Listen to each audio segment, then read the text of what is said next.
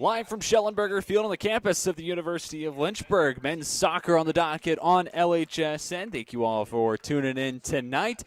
Quakers have dropped 4 consecutive, looking to get back into the winning column. Meanwhile, Lynchburg sitting at third in the ODAC Conference, looking to pick up another win at home and improve to 5-0-1, playing on their home AstroTurf. TJ Winger alongside George Diamond here with you. Thank you all for tuning in.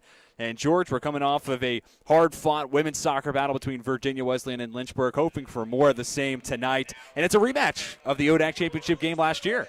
Yeah, exactly. And that was a great game. Fireworks on and off the field, metaphorical and literal. But tonight, I think the Quakers will be looking to put themselves in a good position early. They're not going to want to give up a goal. They need to have a strong defensive start to put themselves in the best position to come away with a point as they look to break their winless streak in the ODAC Conference.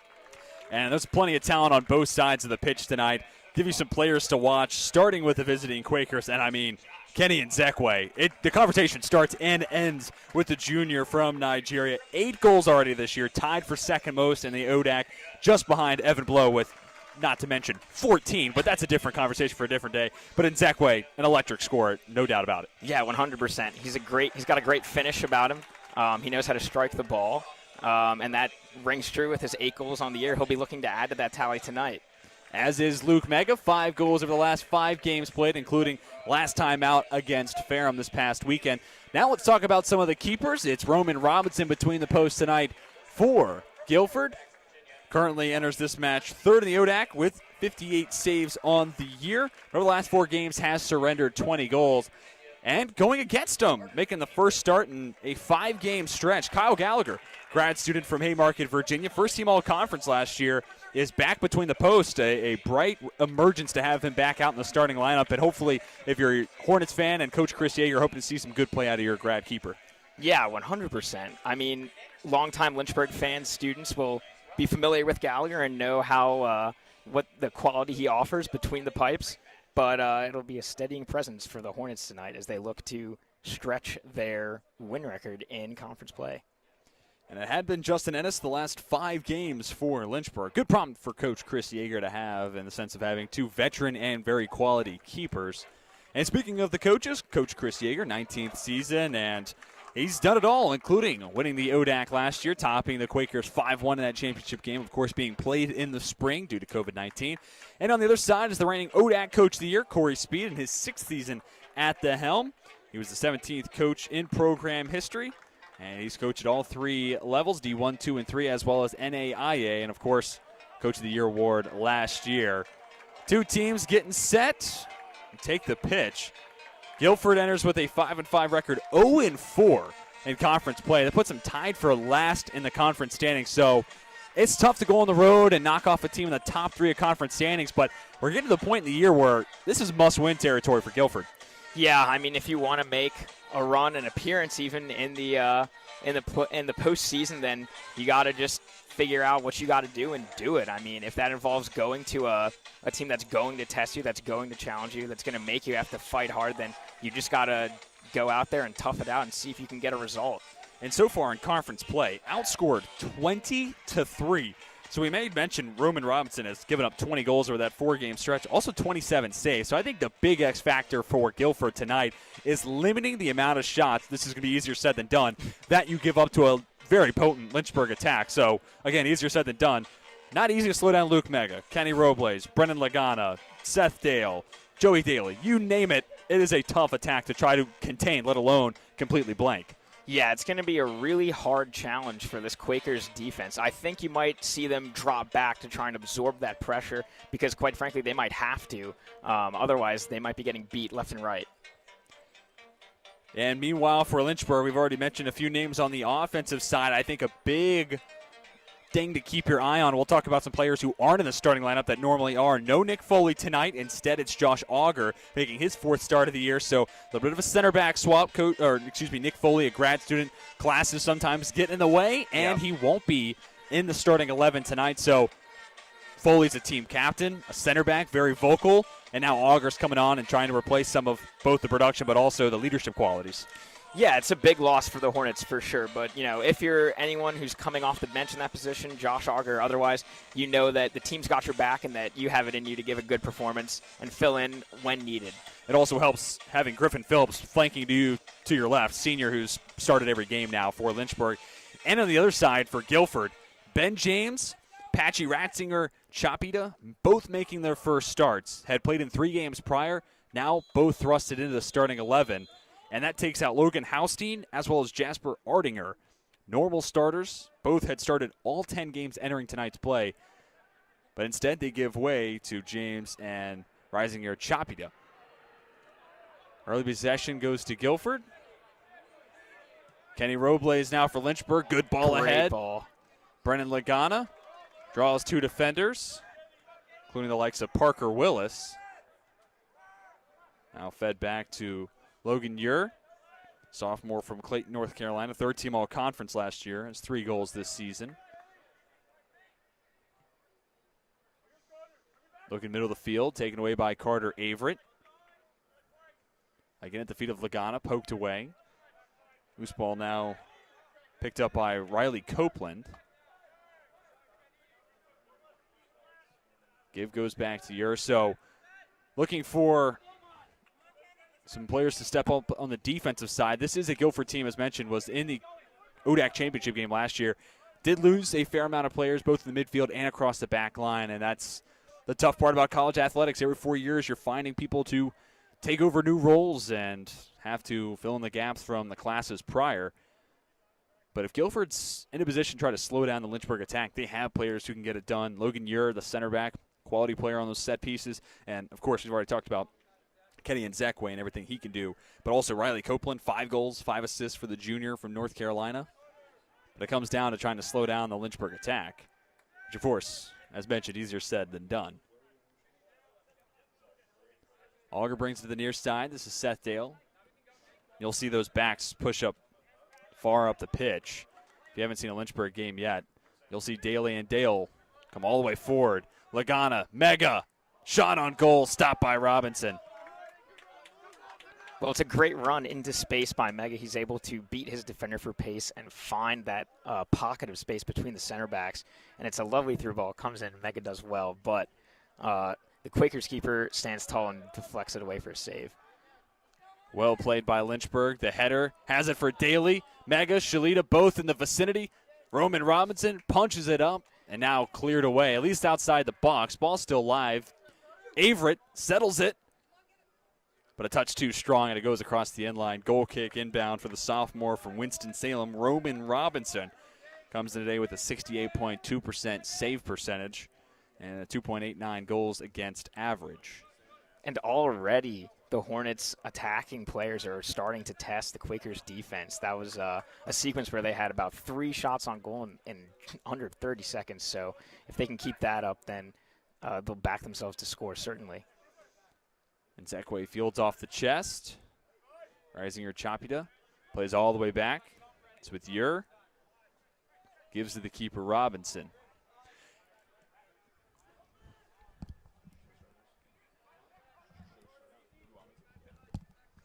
So we've already rattled off a few names, but here are the starting 11 for both sides.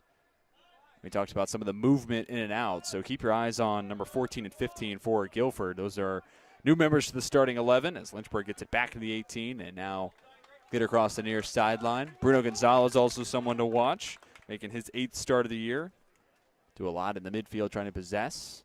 And now for Lynchburg, a name we haven't talked about is the reigning ODAC Player of the Week.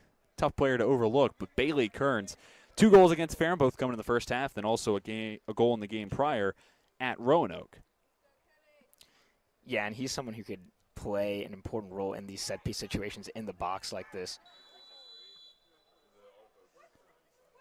Whistle's blown. That'll end the run for Lynchburg. And it was actually on a play just like that where Kearns came through. Lagana has a strong arm, throws it in, and Kearns will backhead it and creates a lot of opportunities there. But both goals for Kearns on Saturday against Ferrum, both coming in header opportunities and set-piece chances. So something else to keep your eye on as we move forward throughout this match. Gonzalez. Back to Ure. Looking for Nzekwe. Pass taken away. Well defended by Auger.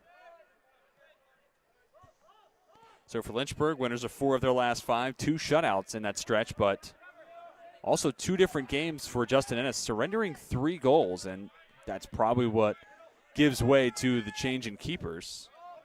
It was 3 goals surrendered to the number 1 team in the country, Washington and Lee, and then 3 against Ferrum. Lots of fighting and hand-to-hand exchanges, if you will, between Lagana and Gonzalez. They'll whistle the sophomore Lagana.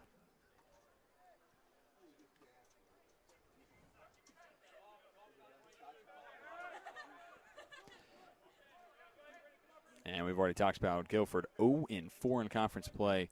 And this 4-game losing streak comes off the heels of a 5-game win streak. So if you're a Guilford fan, you're also just looking for a semblance of consistency, finding this team to find its stride and be able to maintain it. Out wide, Mega clears it across. Looks like it's a throw-in just behind the corner flag. Some Lynchburg players trying to provide the case that was last touched by a Guilford player, but their case falls onto deaf ears. Kearns chips it ahead. Robles is offside. And similar to what we talked about with the women's soccer game, I think it's even more true with this men's team for Lynchburg. Possession, possession, possession. That is the key. When Lynchburg is playing well, you will see them keep it at their feet. Even if it's in their own territory and across the back line, they will keep it in their own, quote-unquote, hands for as much as they can.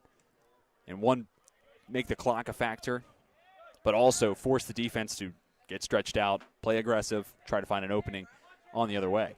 Exactly, and they do have a real threat of pace, both outside and centrally up the middle. So if they can get the game to open up like that by controlling the ball, like we've seen early on tonight, then they could really carve out some quality opportunities to test Robinson. I think a lot of credit has to go to Carter Averett and Bailey Kearns, pair of upperclassmen, 2 seniors to be specific, that just do not force the issue. They will not rush into a situation they aren't comfortable with, and that leads to a lot of favorable chances. And they also do a lot to win possession in the midfield. Yeah, definitely. And those players are so important. We've talked about this on past broadcasts, but they might be guys who don't always show up in the box score on the stat sheet, but it's the pass before the pass or the tackle that leads to gaining possession back is almost just as important as scoring goals. Rodrigo Gudinho over to Gonzalez. The senior Gudinho, 2 goals. Started all 11 matches for Guilford this year. Native to Greensboro, North Carolina. Started all 11 last year and all 17 in 2019. The definition of a fixture and of a lineup.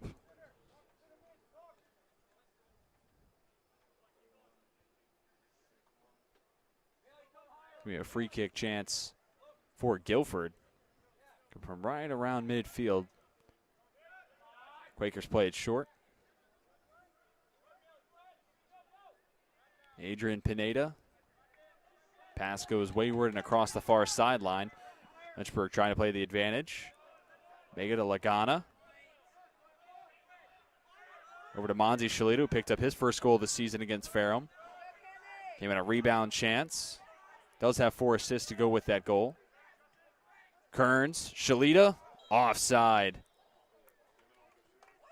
And that's the 3rd play already that has been called back for offside on the Hornets. So I think Guilford is setting a good offside trap. They're holding their line. They're not bulking early and dropping and keeping their players on. So they've done a good job to start defensively. And that has got to be irritating for Lynchburg's attack. You said 3 times already? We're not even 10 minutes into the match. Yeah, it's something that they'll have to work out. It comes down to both the timing of the run and when the pass is coming in. It's really, I think these are tight calls too. It's not like they're miles off or anything like that.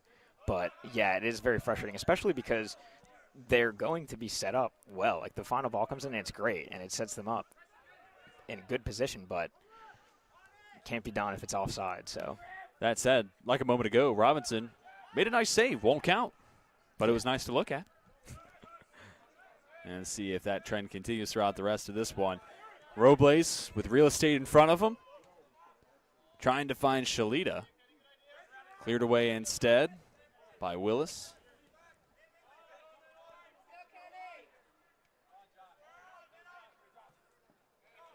And Zekwe taps it out right at midfield. Seth Dale will throw it in for the Hornets. Dale, a junior, Chesterfield, Virginia. Started all 13 games.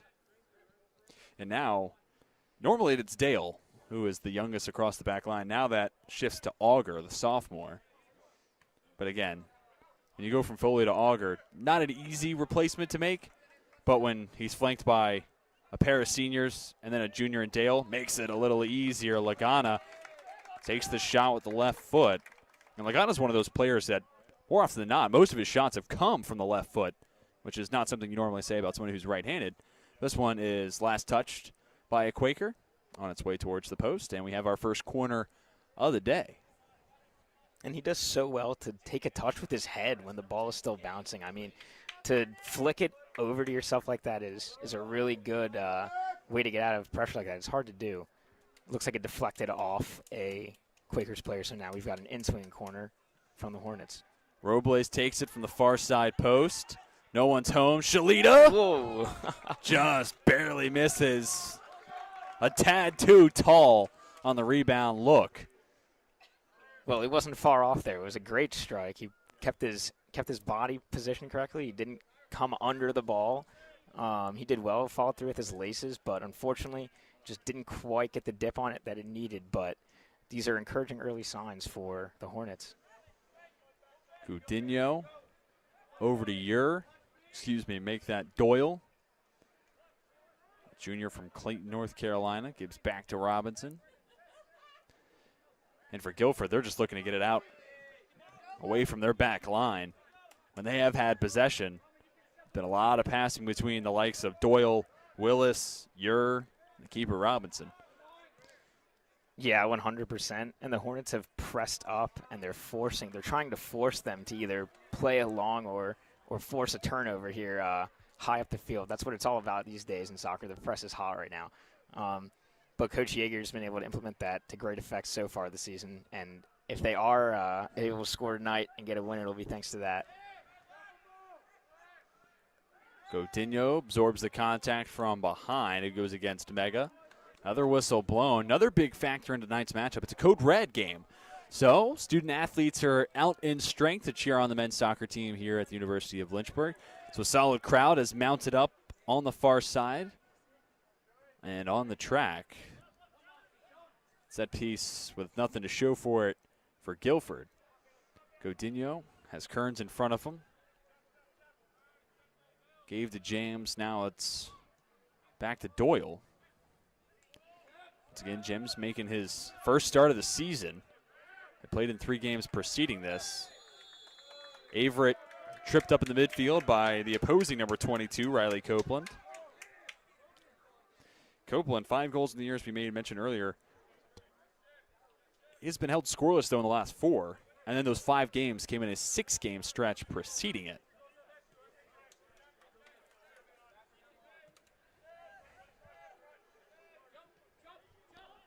And we talked about the press for Lynchburg. Kenny and Zakwe doing it as a one-man show the other way. Nothing too dangerous there for Lynchburg, but still you feel the presence of Nzekwe as they pass along the back line. Yeah, definitely. I mean, that's what it can be all about from a striker. It's not all about scoring goals. Defense also starts first with the forwards, so he's harassing that back line. I think he's probably trying to test Josh Auger out a little bit. Only his 4th start, so he might be trying to force a mistake.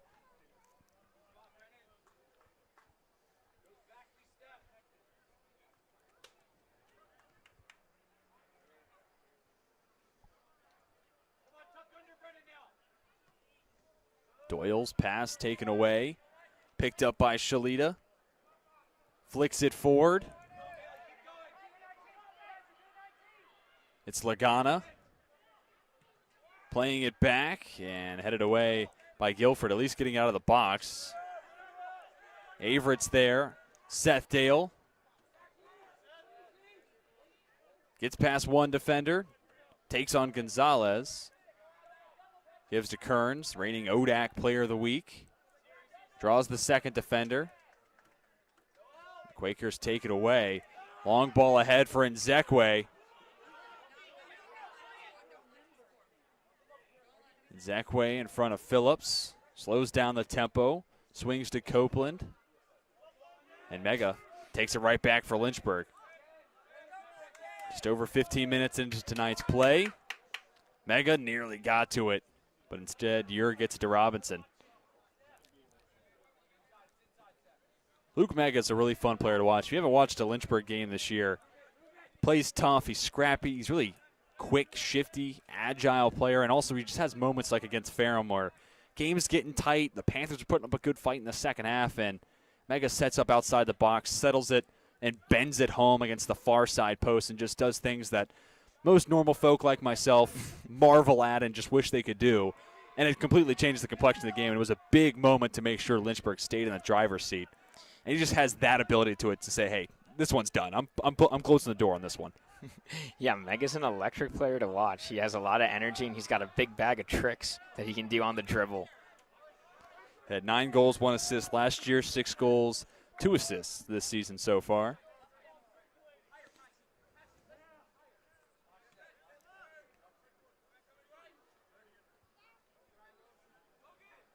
Ure carries it out of the defensive third.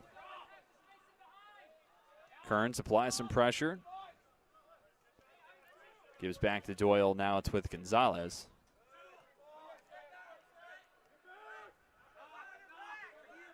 Two teams exchanging possession now.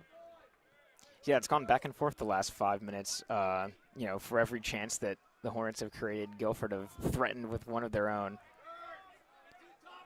Mega stays on side. Chips it towards the 12.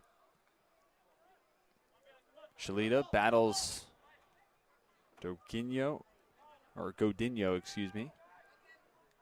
Now from way downtown, Robles tries his luck, but finds the waiting arms of Robinson. Third save of the night for the sophomore.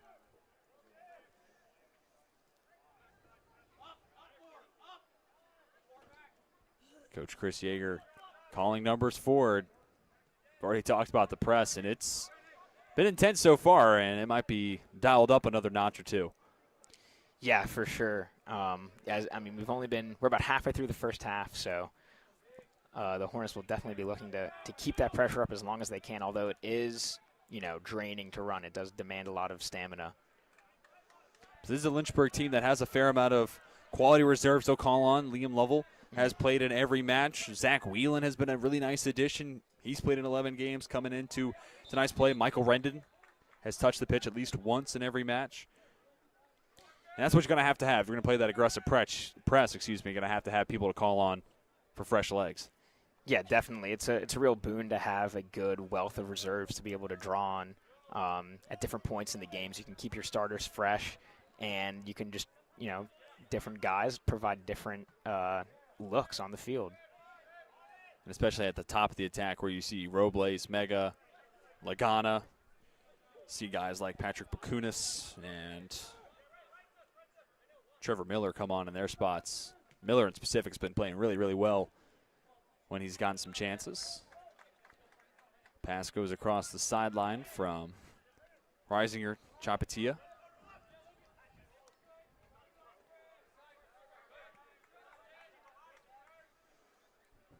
Sun has set over Lynchburg, Virginia. It's become a beautiful night. A little warm at the start of the women's game, the front end of our doubleheader here on LHSN, but now the sun is set over the far skyline, and what a beautiful sight it was, and now the lights are on.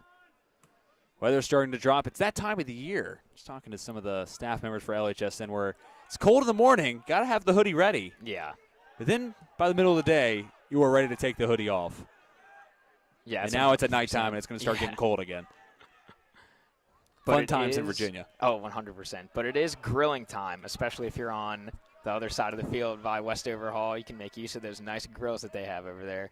As Code Red student athletes, sometimes you got to find creative ways to get that last meal of the day in between practice and class and studying and things of that nature. So, yeah, fire up the grills. It's a good time here at Schellenberger Field.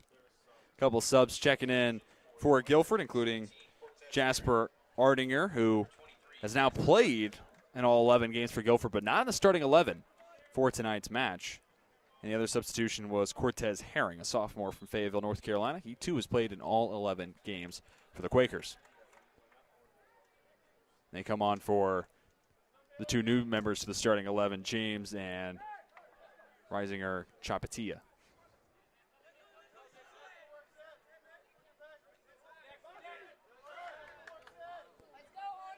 Shalita gives to Lagana. 5 goals on the year for the sophomore. Picked up by Kearns. Lets it fly. Misses wide right. And it's a good strike by Kearns, but it can be hard with especially getting the right kind of knuckle on that, the right kind of dip and swerve, sometimes it can get away from you. But that chance started when Seth Dale, the outside right back, recognized where the ball was coming from, and he was able to step up and win it and then play another Hornet forward, which is it's a really good skill, knowing when to step and make that interception.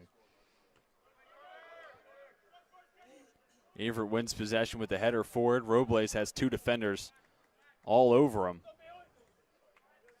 Poked away by Doyle, away from Kearns. Gonzalez goes back to the keeper now. 5 shots to none. Hornets over the Quakers. And Guilford looking for a big clear here, trying to get their defense a chance to catch their breaths, reset. Wayward pass gathered by Everett. Another offensive opportunity coming for the Hornets. And this is what we talked about at the start of the broadcast. When Lynchburg gets that time of possession, it's a snowball, and it could be really tough when it's coming down the mountain. And so far, Guilford has not been able to have an answer. Yeah, it really wears you out if you have to chase the whole game, especially, or large portions of it. You got to be constantly moving, switching back and forth, tracking the ball. It's a good way to wear teams down. That said, we are less than an hour removed from a match that ended with, specifically the first half, dominated by Lynchburg. Mm-hmm. But Virginia Wesleyan held their own, weathered the storm, and then took advantage of the one mistake the Hornets had at the very end of the first half. And that one mistake was the only score we saw, 1-0. Marlins topping the Hornets and ending a 10-game win streak in the women's soccer matchup preceding this one. So, while the Hornets, the men's team now, feel like they're in the driver's seat, things can change quickly. Robinson rushed by Lagana. Barely gets it off. Gets it to Gonzalez.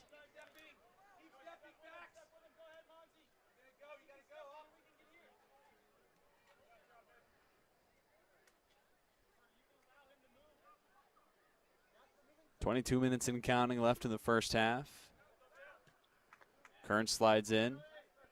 Pokes it free. They'll say last touch by a Quaker. Wow, that's a great step by Kearns in that case. Not only did he break up the pass, but they won the ball back from it further up the field.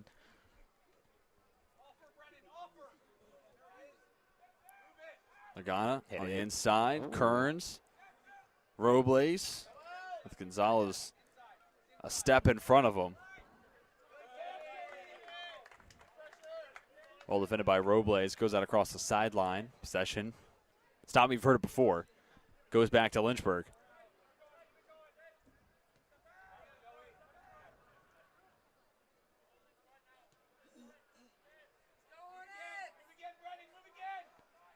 Shalita makes his way through 3 separate Quaker defenders. Robinson slides in. Still can't get a handle on it now.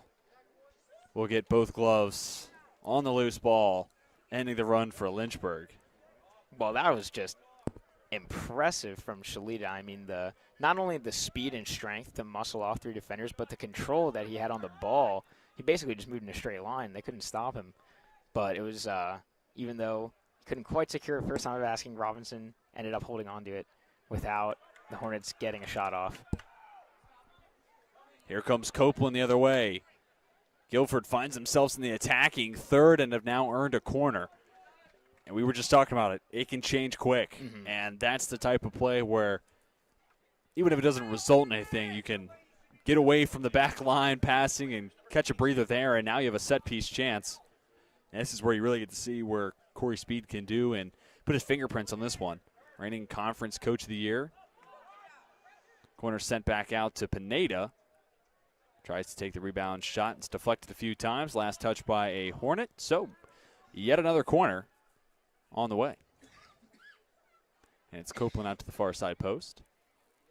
Let's go, Hornet!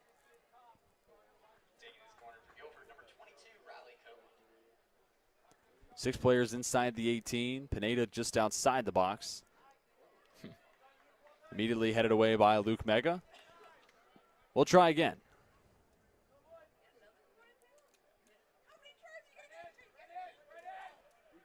Copeland calls on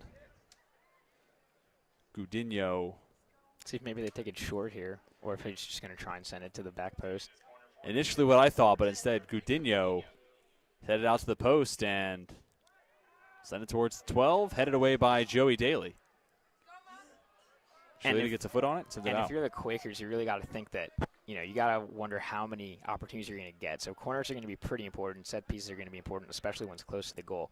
If you can't get the ball over the first man, then you're going to have to try something a little different, because it's not going to work out for them if the first defender is just clearing it away. Like, they need to give their forwards in the box a chance to win the ball, challenge for it in the air, or maybe knock it down and win the second ball and get a shot off there.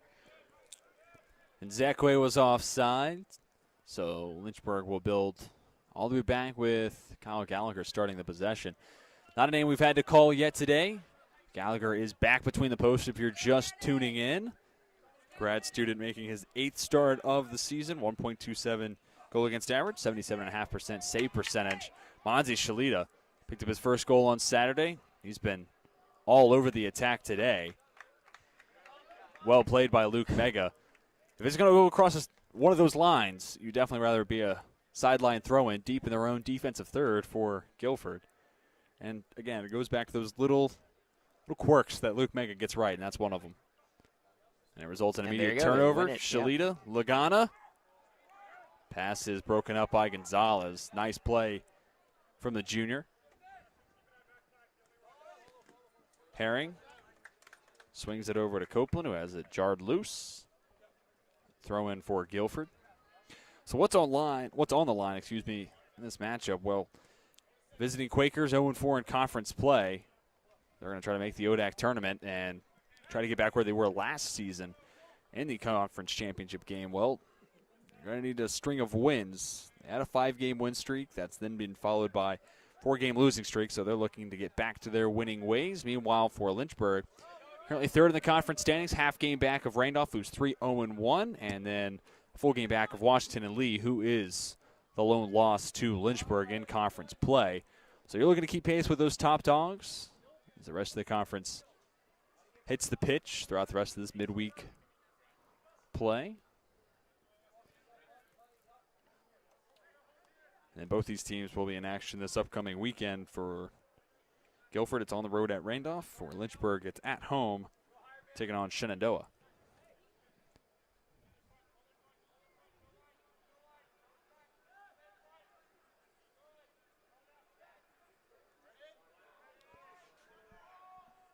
Lagana does a lot to keep possession there for the Hornets. Mega goes to the sideline, chips it up, and just over the head of Robles.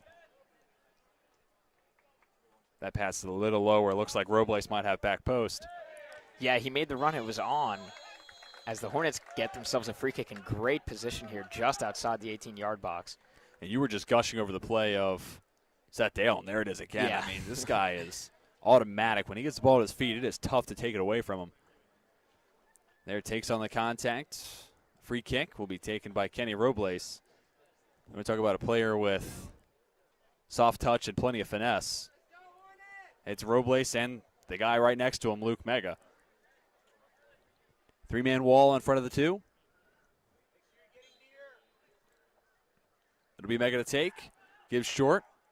Robles Good move. gets past one defender. Chips it towards the 6. Shalita and Kearns were on the backside. It's picked up by Pineda. The second touch betrays him. And Dale able to get at least a piece of it. Foul. Yeah. And it slows down the attack for Guilford. Quakers do keep possession. Pass a little long. Dale battles with Gudinho.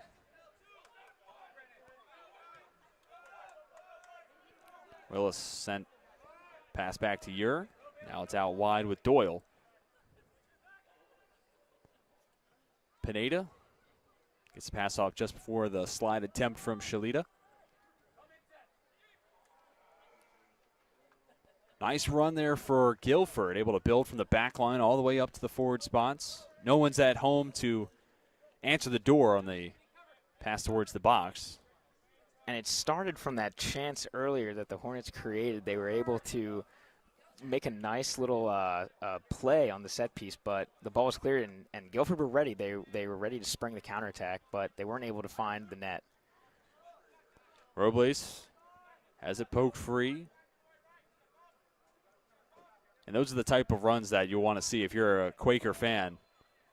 It's going to be a handball hitting off the forearm of, looks like Parker Willis. Yeah, those moments in transition are going to be really key for the Quakers here tonight. As we talked about earlier in the broadcast, they're probably going to have to drop back a little bit under the pressure of Lynchburg. So when they get the ball back, if they're able to hit a quick counter, that might be the most beneficial way for them to create opportunities. Robles right at the attacking third line. Looking for Auger. Can't get his head on it. Sent into the Lynchburg sky by Pineda. Zekwe had it for a second. Robles gives back to Dale.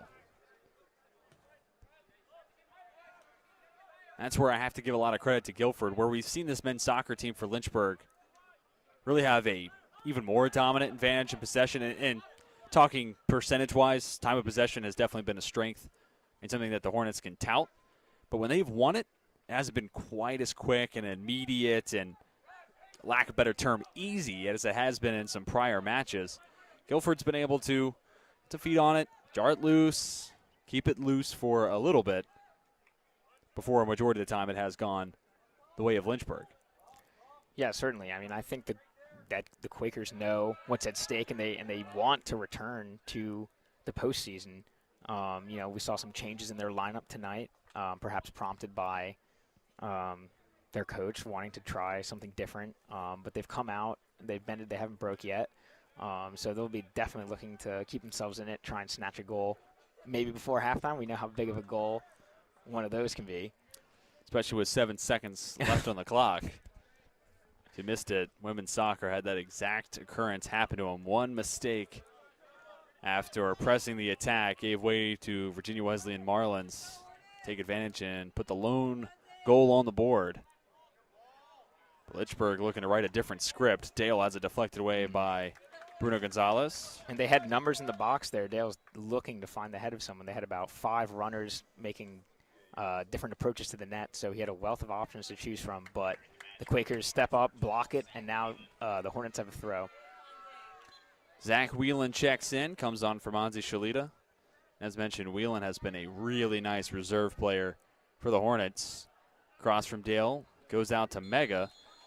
Takes a ton of contact as Pineda topples over Mega. Whistle comes out. Foul will go against Guilford. And this is another free kick in a dangerous position. It'll be interesting to see what they have dialed up this time, if they're going to opt for a short pass to try and attempt to cross like that, or if they'll directly try and deliver a ball. You be the judge at home. I'll have to take another look at halftime. Certainly fair amount of contact from both sides. And this is one of those short corners, essentially, and it feels like a really tough set piece to try to handle. It's going to be Daly taken on the far side. Yeah. I mean, it's right on the line. These can honestly sometimes be a little trickier than like a corner because you're so close. You've got to get the right amount of power on the ball. Wow. Off the post. Whelan tries for the rebound. Cleared away, back out to the 18. Here's Mega. Denied by Robinson. A couple of really close chances for the Hornets. Sloppy pass. Mega stays on the attack. Works to his right. Wow. He's inside the 12. Robinson denies it again. What a couple of saves for the sophomore. Coming up huge to keep it 0-0. Wow, I mean, that's incredible stuff from Robinson. He's done well to react quickly.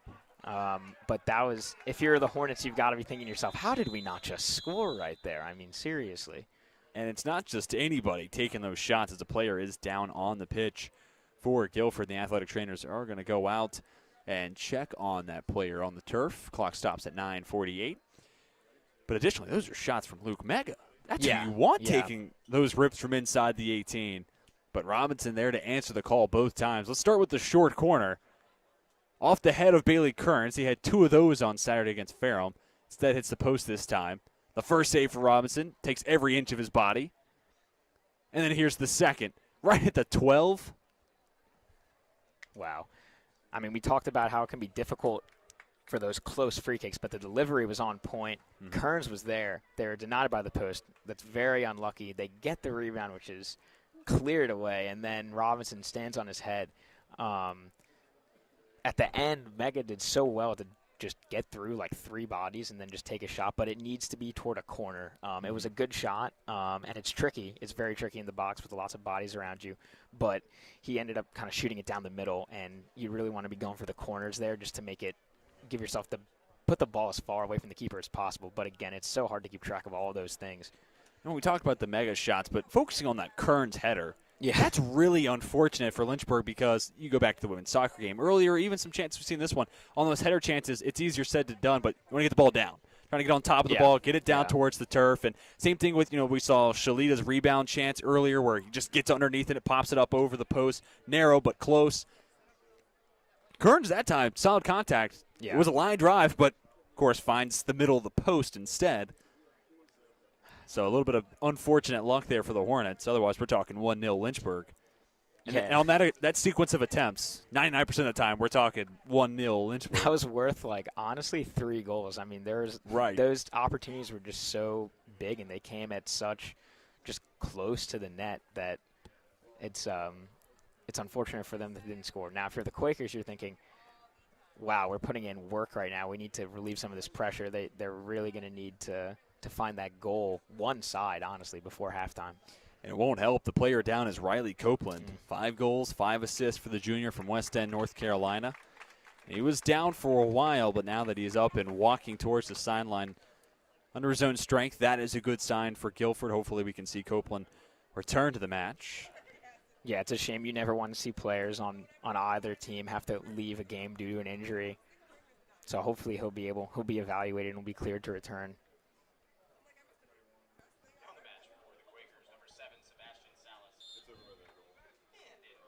Sebastian Salas comes on for Copeland, and Trevor Miller has now checked in for Lynchburg.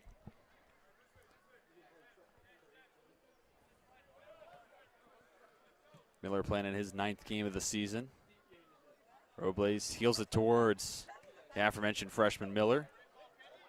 Good ball from Robles off the chest of Mega, the defender on his back. Ultimately, it's Robinson gathering the loose ball.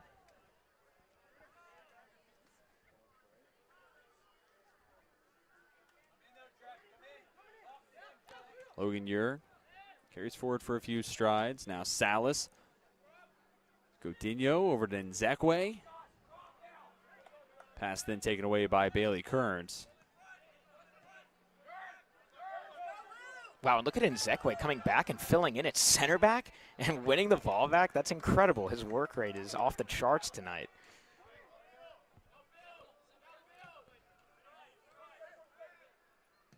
And possession is now with Guilford. And Nzekwe right now, cross-board analogy, but sometimes in basketball you have one guy who just takes over, does it all. And Nzekwe feels like he's doing that right now for the Quakers, the point guard who's getting the rebound, starting the possession, going coast to coast. Doesn't land all that perfectly, but Nzekwe doing a whole lot, especially with Copeland out of the match, Yeah. at least for a moment. Well, you want your captain to set an example both on and off the field, so that's certainly how you do that. Joey Daly on the far side, looking for Whelan.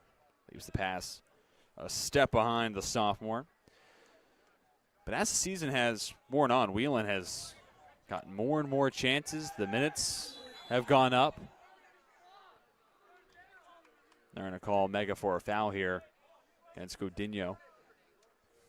But Whelan has become a consistent sub for, whether it's Carter Averett or Monze Shalit, and he's done a really nice job possessing in the midfield. The more I watch him, the more I like his game. He applies some pressure here to Ure, gives to Gonzalez, and Guilford. 7.5 minutes left in the first half. Going to look to build and steal one before we go to the halftime break. Instead, it's Whelan stealing it back for Lynchburg. Crosses it over to Miller, runs out to the far side post, picked up by Pineda. Nothing doing for the Hornets. Now throwing for Guilford. And it's that pressure from Miller that causes that turnover there. That's what you want to do with that press. Your forward is going to be your first defender. You're running at the center backs, the goalie, whoever it is, and forcing them to either beat you or play a ball. And that's exactly what you want to see, winning the ball back off the press. Kearns, one time for Miller.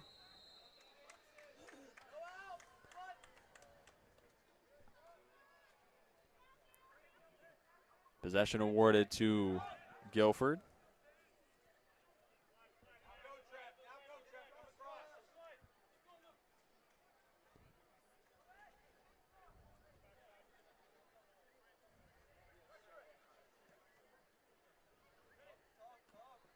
Near side, Gonzalez trying to center it up, and nothing doing for the Quakers either. Mega's now on the near side, finds the head of Miller. Set down by Kearns, popped up by Pineda. Salas fighting with Dale. Nutmegs the junior. Salas takes the contact from Auger. No hard feelings. That was a good sportsmanship moment right there. Sometimes you get knocked down, no foul. Both guys knew that it was just all part of the game. Auger does the right thing. Boxes out, if you will, Salas. Yeah. He's to go across the sideline. One of the dangers of playing on Shelley is quickly run out of turf and it's just track. So Liam Lovell just tossed in and just checked into the match. Now it's at the feet of Patrick Bakunis. Also a new entry into the field of play. Auger bombs it ahead. The direction of Carl Makinich, the third sub that came in a moment ago. Bakunis trying to track down Godinho. Forces Guilford to give back to Gonzalez. And throughout the duration of this first half, seen a whole lot of play along this near side and on cue. Now it's out wide with Pineda. Still, percentage-ly speaking, a lot of Guilford's offensive chances have been trying to run through Gonzalez and Godinho on the near side. Miller stays on side. Whelan. Lovell, junior, 2 goals, 1 assist this season. Bakunis, played in his 11th game now. Lovell's looking for any space he can find. Whelan will reset. Averett, nicely chipped. Makinich, back to Daly. Lots of movement. Daly's cross attempt deflected across the end line. Here comes a corner for the Hornets. Yeah, and sometimes, you get that second unit to come in, those subs off the bench, and they really just give a little spark to your game, especially right at the end of a half where a lot of guys might be starting to get a little worn out. And that was, they've created a good opportunity there, and now they've got a corner. They're stuffing the goal line, trying to put the goalie off. Let's see what they've got dialed up on this one. Second corner of the night for Lynchburg, and it misses everybody. Clock stops. It looks like it's 3:31. who's down for the Quakers.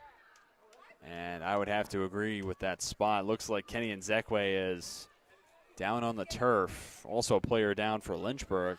Looks like it might be Josh Auger. Ooh, I hope this wasn't a clash of heads on the corner, because that could be unfortunate. Both players seemingly holding their head. Let's take another look at it.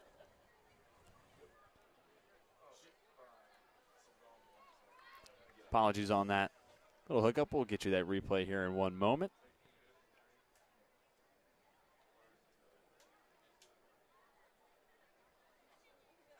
Both players receiving some attention from the athletic trainers, and we've already seen Riley Copeland leave, and Kenny Nzekwe is, like you mentioned, his usage rate's been through the roof for Guilford. And on the other side, Josh Auger's filling in for Nick Foley. Already thin in that center back spot for Lynchburg. Now here's a look at it. Didn't see anything. Towards the very end of the replay, Nzekwe starts to hold his head, but nothing is abundantly clear. 3:31 left in the first half. Both players still down on the turf. And it can be hard to tell sometimes. You know, sometimes there's some kind of, a knock of heads or whatever, and it takes a second for it to kick in. It looks like it's serious. I mean, both players have been getting treated for, almost a minute now, but it can be hard to tell. Hopefully both will be okay to continue, but Nzekwe is still getting checked out. It does look like it is Josh Auger up and walking towards the sideline.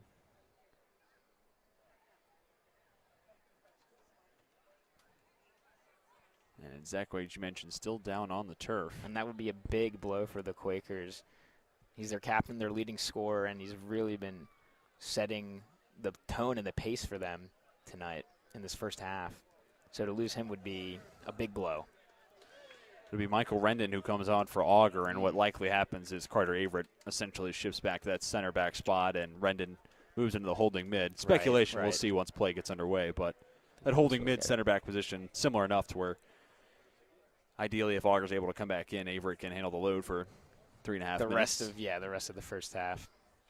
But Nzekwe still down, and it's a tough scene for Guilford. So again, both these teams will be in action this upcoming weekend. A couple of big matches as well. Guilford stays on the road at Randolph. Lynchburg homecoming this weekend. Plays host to the Shenandoah Hornets.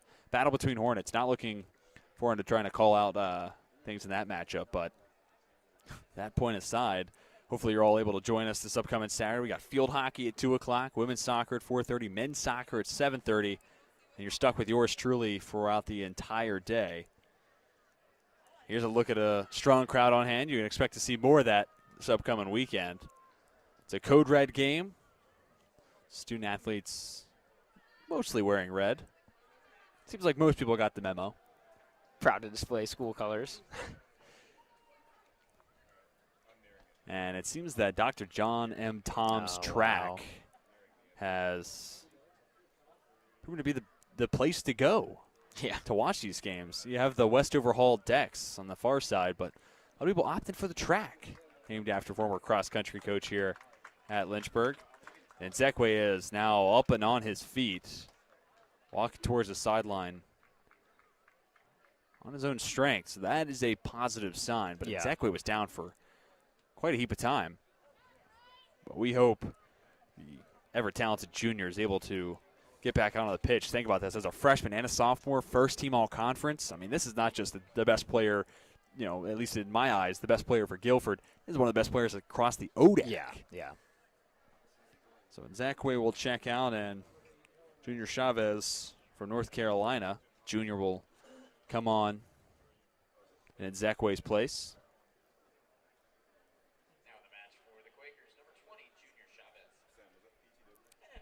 We're going to restart here with a Hornets corner. Third corner on the night for Lynchburg. Daly to take on the near side. Hits off the shoulder of Rendon. Ricochets all the way back out to Dale. Daly tries again.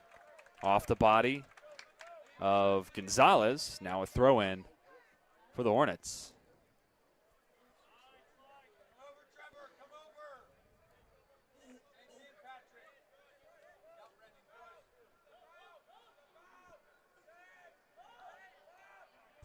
Rendon gives back to Averett, who has fallen to that spot where Auger was.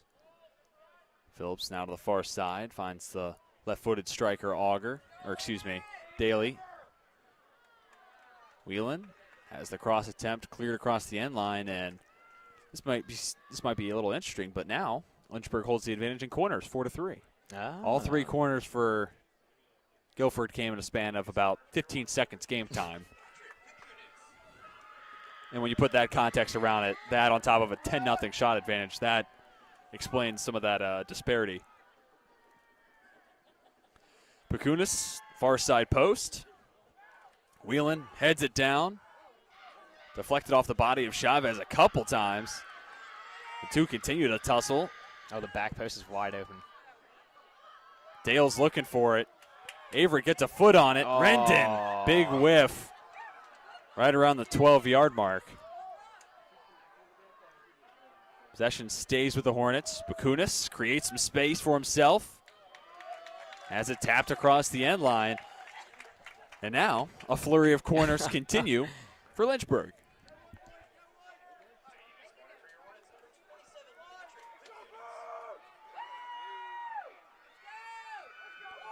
Pacunas again to insert.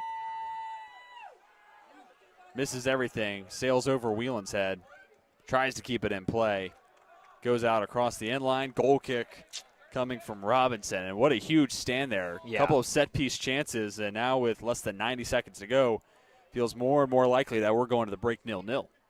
Yeah, and I mean, as we saw in the women's soccer game just a couple hours ago, anything can happen. It only takes about 7 seconds to score or so, But yeah, I mean, Guilford will certainly be feeling really good about this first half, and they should. I mean, they've had to defend a lot, but they've done a good job protecting their goalie as best they can and just limiting the quality of the opportunities that the Hornets are getting. They just need to generate some shots of their own to try and steal a goal here, whether it's before the end of this half or sometime in the next. Godinho carried ahead with an abundance of pace, ultimately lost it. Down to about 30 seconds. The opening set of 45. Maybe the final chance we see from Lynchburg.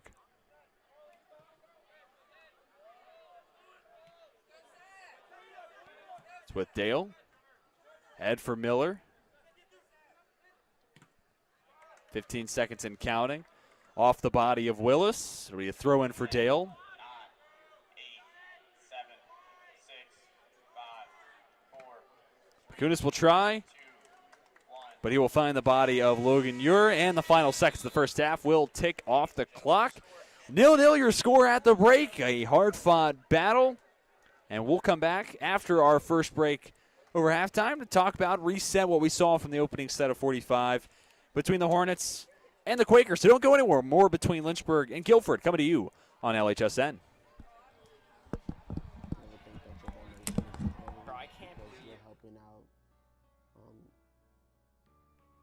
Hundreds of students that are just like me who need a shot and who are getting one without donations, without you individuals that are helping to donate to the university and the Lynchburg Fund, there would be no student body president Davion Washington. There'd probably be I'm stuck at home, Davion Washington. Not only is your donation building leaders, but it's building leaders like myself and others that will hopefully want to pay it forward one day and do the same thing. I know for a fact that, when I have it, because I will, I want to give back to this university that provided me a home for 4 years.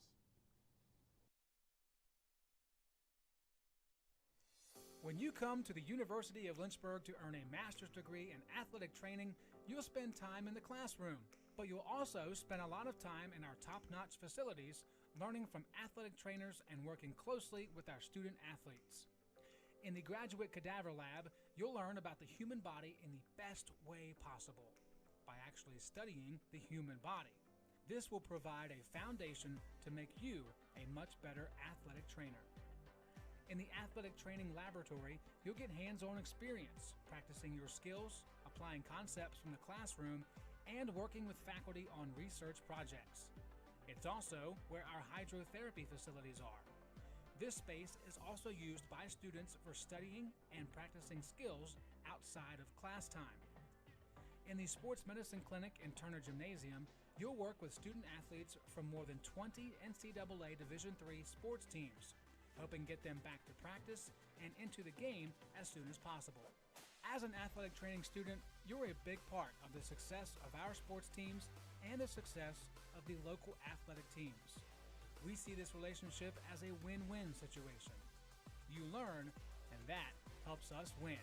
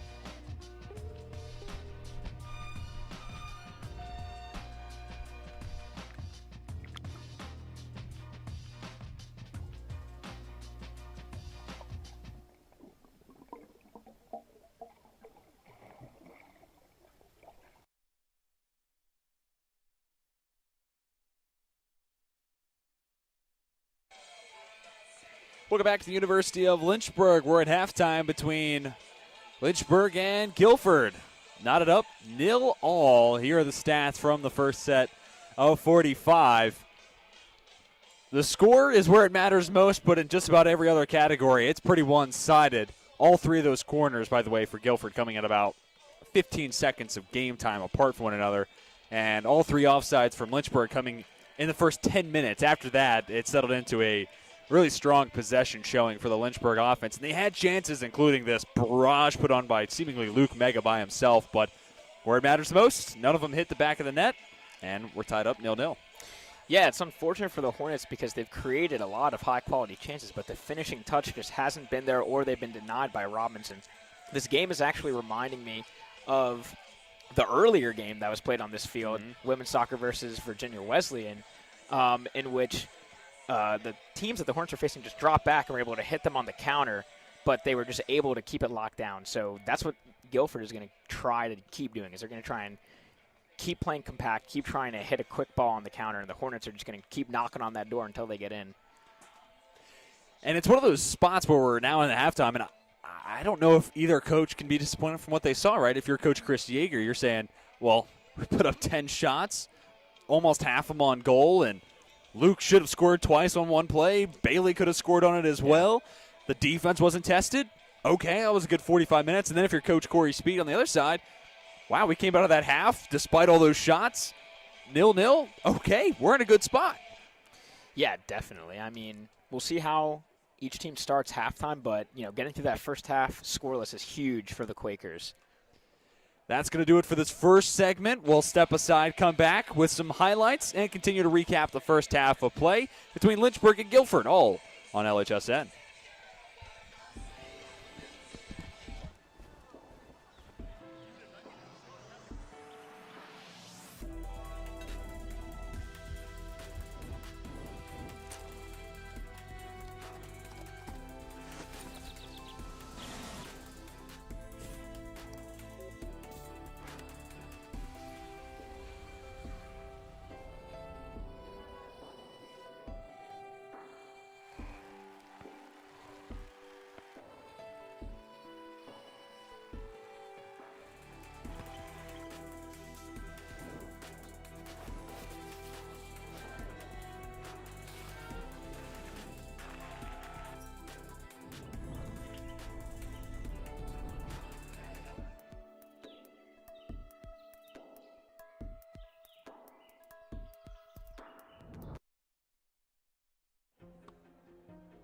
I was looking for a school that could provide me with the athletics, academics to pursue my career, a wind symphony to pursue my passion for music, and really have a nice general atmosphere.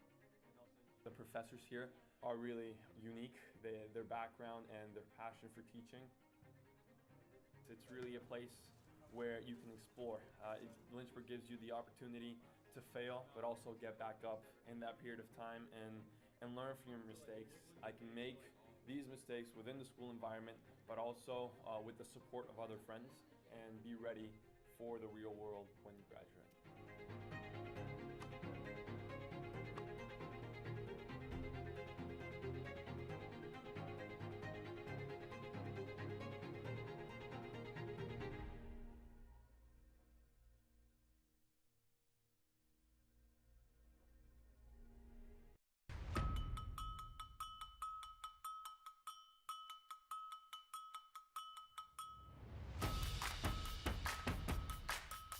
Living the dream. USA, Mexico. That was so exciting.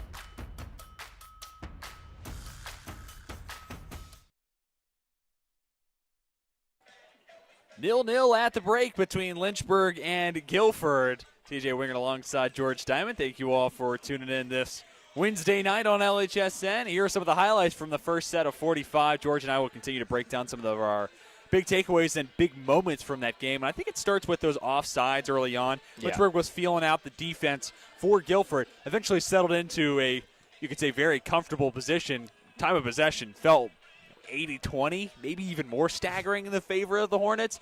And then a couple of close calls, including that one from Monzi Shalita, which you almost forget about, right? Because then you have the mega bombardment, you have Bailey hitting the post, but the chances have been there. Now it just comes down to converting for Lynchburg. Yeah, exactly. I mean, the creation is there, so that's good because that is almost more of a problem to have. Now, the issue is just getting the ball in the back of the net, which is, of course, the most important part. But, but, as when they come out for the second half, I think they'll know that they have the quality. They just need to get in the right position or just make the right decision at the right time.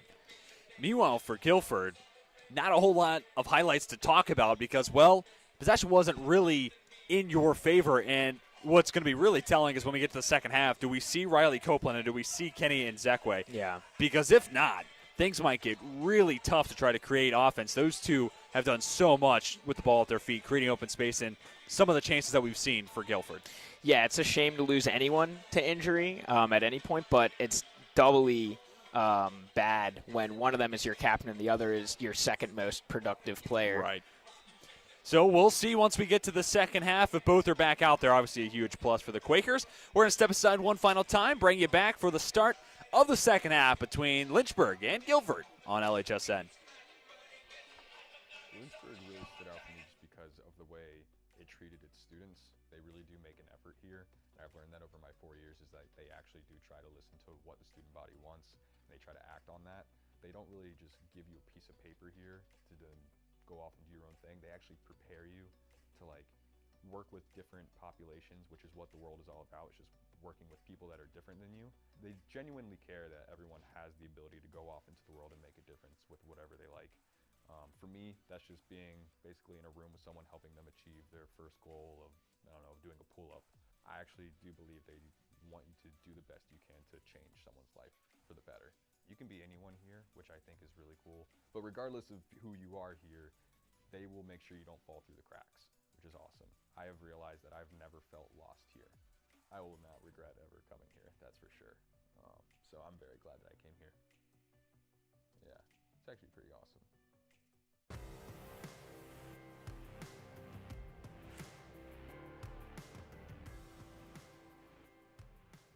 If you like being close with your professors, if you like being in small classes that help with one-on-one, if you like being in positive communities that help you train your weak points and strengthen your strong points, then the University of Lynchburg is a great place to go.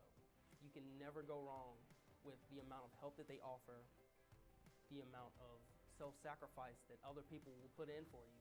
It has a beautiful campus, it has dedicated teachers, it has nice students, it has fun activities, and it has plenty of things to do.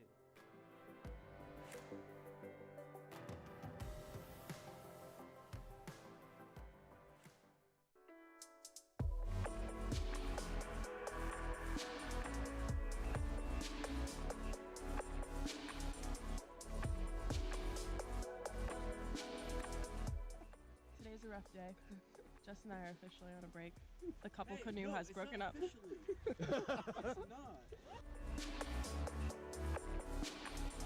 How you feeling? Living the dream. Just canoeing. That's the Mexican side behind me. The U.S. is that way. So far, we're all still alive. I really want a peanut butter and jelly sandwich. Woo! We did it! Kind of.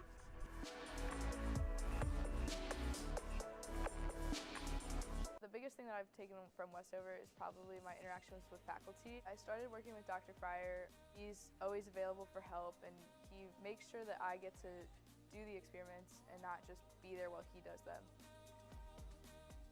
I didn't want to limit myself when I came here to just taking the prereqs for med school. I wanted to get a full, well-rounded education, and I definitely found that in the Westover program. It's given me the opportunity to keep playing soccer at a competitive level, but also it's given me the ability to be a student and to pursue other activities such as EMS.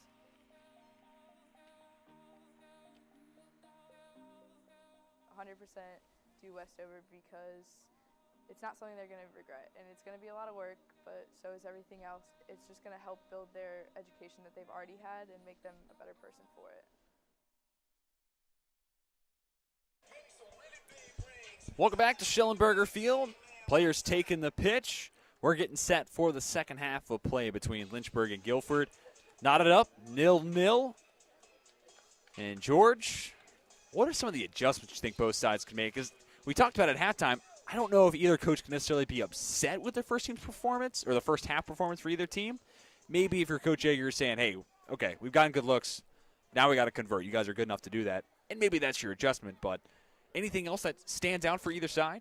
Yeah, I mean, the Hornets definitely. I'm sure Yeager's told them more of the same. Just keep doing what you're doing because the quality's there, the chances are there. The ball just needs to drop in the right way. So they just need to keep up their energy, their intensity, the way they've been playing. The Quakers, they might honestly look to try and say, hey, we got through the first half.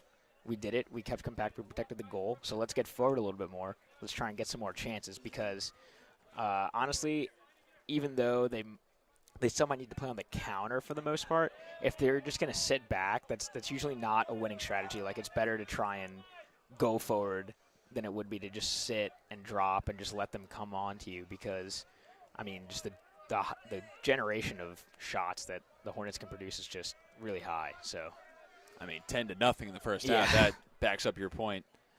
without a doubt. It's Ben James currently at the top of the attack for Guilford, and I have to make note, don't see neither Riley Copeland or Kenny Nzekwe not only out on the pitch, but I don't see him on the sideline either, and that is not a good sign if you're a Guilford fan. Yeah, it's not good at all. I mean, it would be one thing if they could come back into the game later, but to not even be like on the bench or even like talking to the huddle before going out of the second half, it's really sad. It's unfortunate. So hopefully they'll be all right in the long run, but I think at this point it would be unlikely to see them back on the field tonight. Throw in from Seth Dale.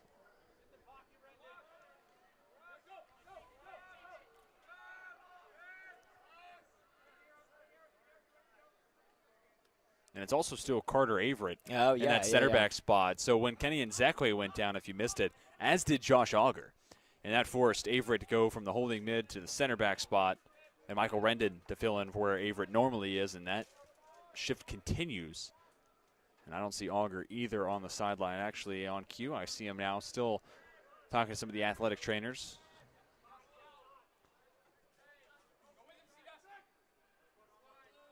Mega ahead for Daly. Tries to center it up. Shalita charging in. Rebound chance. Kenny Robles converts. And there we go. That's exactly what the Hornets have been looking for, as Robles tells the crowd to calm down, keep it chill. He was able to get on the ball after it rebounded off a save by Robinson, but it was created by interplay between Mega and Daly on this left side. They had a nice little give-and-go exchange, and Mega was able to send the ball in to Daly, who put the ball across net, and it ended up being finished. That's exactly what the Hornets needed. Dude, his gift is so tough for that. Took a bow. That is sick. So Robles nets the first score of the match, 1-0. And we said it without saying it, but the amount of not only quantity of shots Lynchburg got in the first half, but really quality looks. It was a matter of time before the offense broke through, and it's not but 2.5 minutes into the second half that Robles picks up his third goal on the season, now up to 9 points. And if you're Lynchburg, you're really hoping that's just the beginning of it. Yeah, definitely. I mean, this team is always good for more than a couple goals. So especially with some key players presumably ruled out for the Quakers, I think the Hornets might smell blood in the water. When it comes to the offensive production, Lynchburg has scored 1 goal or less on a handful of occasions, most of the time in ties or losses. And every win, they have scored at least twice. Take that for what you will. Lots of contact. Looks like the foul will go against Kearns. He and Gudinho fighting for possession and positioning. So now a set piece, and this is where we get to the second half against Ferrum on Saturday, where both sides netted 3 goals. And it was back and forth, back and forth. Right. And you alluded to Robles trying to silence the crowd. A lot of times right after you score that 4 or 5 minute window, you're kind of susceptible for giving it right back. Yeah, it is a cliche to say this, but I think it actually proves true, is that you're most vulnerable after you score. Whether it's a mental thing, perhaps you just kind of switch off a little bit, take your foot off the gas, but you really can't afford to do that. So Florence will definitely be trying to make sure they don't make any mistakes and just keep their passing tight, because they've played well tonight. And the passing in specific has been stellar. I mean, when this Lynchburg team is playing at its best, I mean, passing is pristine. But to that point, and sometimes it's not always the mental side of the team that just scored and you're letting your guard down. Sometimes it's the other team that says, okay, now we're down. Backs against the walls. And we got to be able to come up with a big play here to get back into it. Mega's inside the 18, works to his right. Chips it inside 6-yard box, but Robinson's there to make the stop. And that time it was Lynchburg being able to hit Guilford on the quick counter. It was, again, a lovely little passing exchange on their right wing. And the ball ended up at Mega's feet in the box, and he turned a corner on his defender, but He almost ran into the end line, so he didn't quite have the space needed to get that quality final ball across. Nonetheless, another long, positive run towards net for Lynchburg. Kieran Ford, first time we've had to call his name. This is James Privateer, sophomore from Boone, North Carolina. Came out and he started the second half. Doyle has it taken away by Brennan Lagana.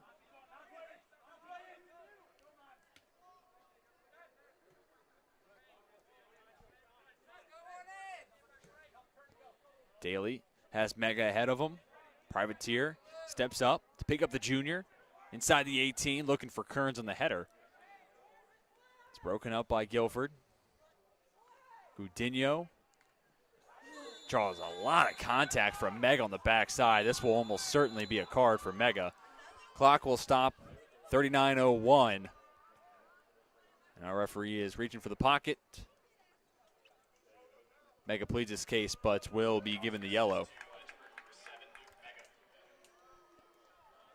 And that is a slight drawback in Mega's game. I have seen him pick up some yellow cards like that. However, in this case, he might have felt that it was a promising counter and he needed to make a tactical foul there to stop the Quakers from getting a good opportunity. Third yellow card of the year for Mega. Tied with Bailey Kearns for most for any Hornet. Dale steps up. Pokes it across the far sideline. Crowd still strong in that far side. On the track, and still some spectators watching from the Westover Hall decks. Lynchburg out in front. 1-0.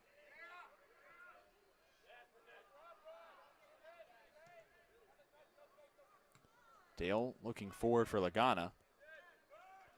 Two teams exchange possession, resetting a bit here. Lynchburg looking to make it win number 5 over the last 6 games. The lone loss, well, to the number 1 team in the country. That's a tough one to swallow, but other than that, really solid play for this Lynchburg team, and they're looking to keep it rolling through tonight. Guilford has dropped 4 in a row, and now down 1-0. They've got some climbing to do, but that said, considering coming into this match, they had been outscored 20-3 over the last 4 games. I think a step in the right direction. You could counter that and say a lot of good looks for Lynchburg in the first half. More often than not, those hit the back of the net, but a lot of fight, a lot of grit from this Guilford team nonetheless. Yeah, absolutely. I mean, they know it's at stake. They know the kind of results they need to get.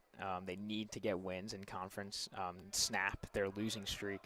But, I mean, even if ultimately they're not able to, I think barring a late collapse, I think that they'll say that they, played their hardest and they were able to put up a good fight against one of the better teams in the ODAC right now.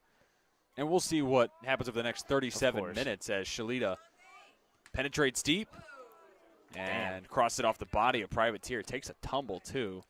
Good to see him okay and back up on his feet. Picked up as well. Good sportsmanship coming from Privateer. But say this game ended 1-0, I think Guilford being able to say, hey, we went toe-to-toe and blow for blow with the third best team in the conference currently in the standings. That in and of itself is a step in the right direction. A loss, moral victories don't get you in the conference tournament, but progression is progression. Robles takes the corner, looking backside. Headed towards the center of the box, makes it all the way across.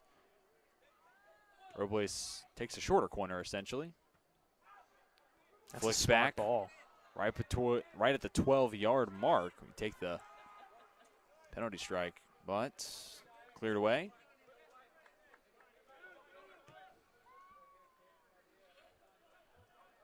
Crossfield switch was on.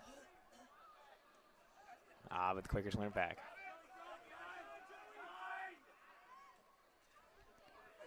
Daly fighting with Devon Burrell.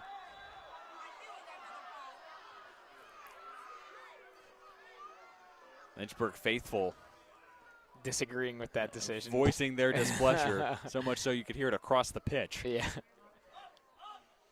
Sound travels really well on in Shelley. I think the acoustics of the track really add to the the atmosphere. What we talked about during the women's game, the sun sets right into the opposing keeper's yeah. eyes, and now you got the good acoustic traveling abilities. Yeah. Some tactical advantages built into playing on Schellenberger Field. Definitely. Mega looks for space against Privateer, lays off Kearns. Wow. Has it deflected by Ure. All while Monzi Shalita tying his shoes right around midfield.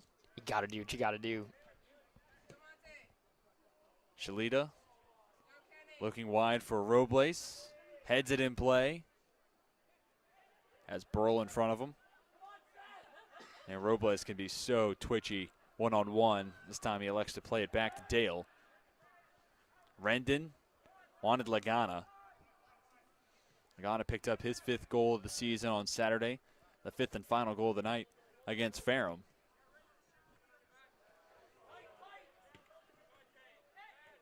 Privateer gets to it just before Mega.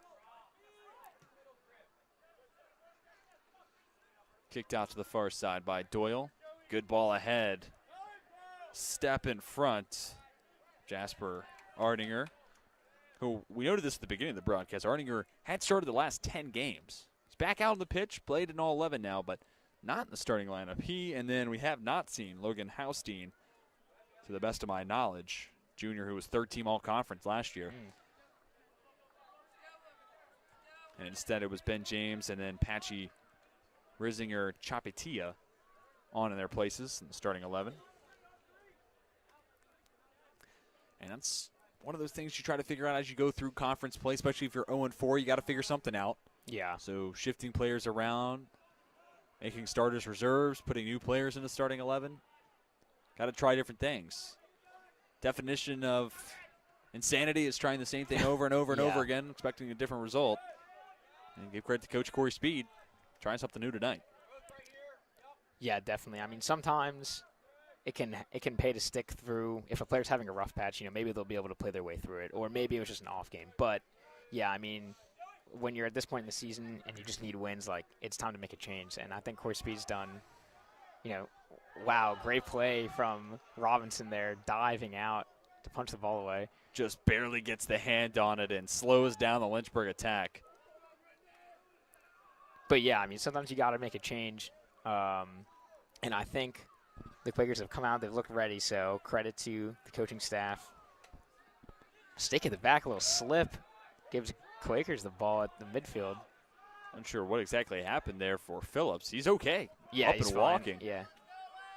It's the turf monster. Sometimes it just gets you. Sometimes it grabs you when you're least expecting it. Yeah.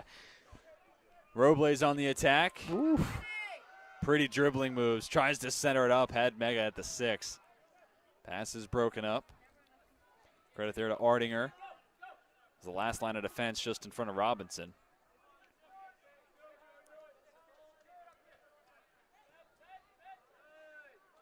Ball to no one there from the Quakers. Maybe the ref got in the way there. Sebastian Salas turns it over. Lynchburg was looking for Lagana, unable to find him. Salas tries again. Pass poked out by Bailey Kearns.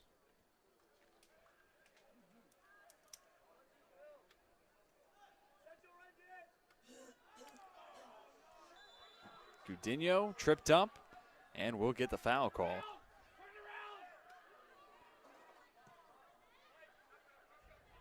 Playing it quick, Pineda.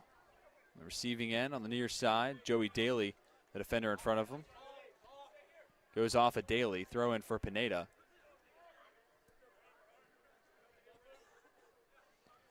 Doyle made his 9th start of the season, 10th game played.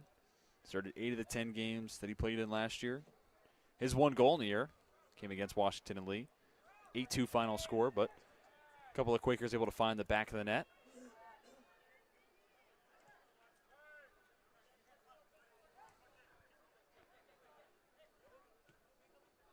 .31 minutes and counting left in regulation. Guilford with some sustained possession and positive territory. Keep in mind, they're one sequence away from tying this game up. So as one-sided as it may have felt, it can all change really quick. We're going to call Pineda here working through a Hornet. For a second, I thought you were about to predict the future because that was an excellent build-up play. Probably the best we've seen tonight from the Quakers, from open play at least. Just little to and fro's, nice little cuts inside, outside. Ends up fouling the Hornet defender, though.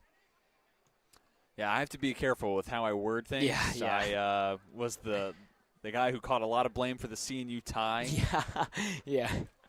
Proper wording. You leave out one word and everybody lets you know. Ends in a 1-1 tie there after I anoint Nick Foley the game winner. Less than a minute left on the clock. Yeah, I'm not too out of my mind. But between that day and then first match of our doubleheader today, proving that things can happen quick. Mega's going to be called offside. 4th time that's gone against Lynchburg. For the first time since about 10 minutes into the match. Yeah. That'll halt the run where it stood. And Zach Whelan will check in at the next dead ball for Lynchburg. His head's wrapped, and when he came off, I think he was holding they were holding a cloth up to it, so I mean, that kind of confirms what we thought earlier, that the contact between him and Zekwe was head-to-head.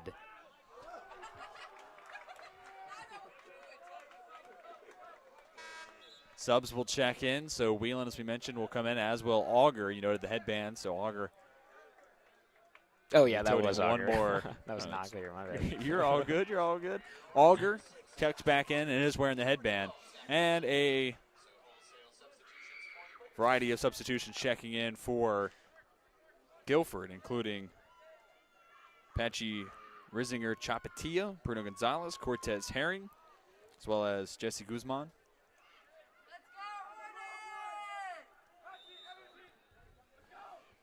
Throw in from Lagana. He can toss it away. Just goes over the head of Whelan. Whelan there doing what normally we see Bailey Kearns do, but Whelan checked in for Kearns, so that would make sense. That back flick with the head has been dangerous, created a lot of opportunities for Lynchburg on the year. Nothing to do on that last chance.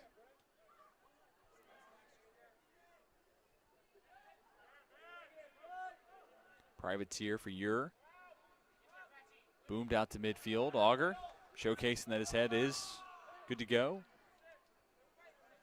Lynchburg with a chance the other way. Privateer just barely able to poke it out from Lagana's possession. Doyle looking long. Guzman, the intended target. Out across the near sideline. Nice touch by a Hornet.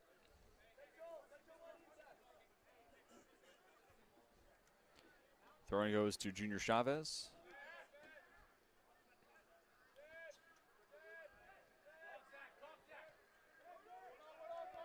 Carter Everett, midfield. Kicks it out wide. This is Robles, who has the lone goal on the night. Junior looking for more. Not on this possession.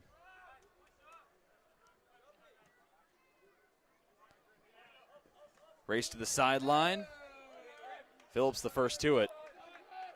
And it's a great tackle there. He's not afraid to slide in, even on the turf. Goes through all ball. It's a good job there. There's no follow through, nothing like that.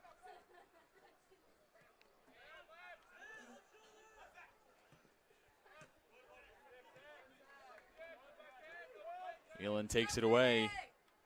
Great ball, great touch as well. Rainbow flick. Lagana tries with the left.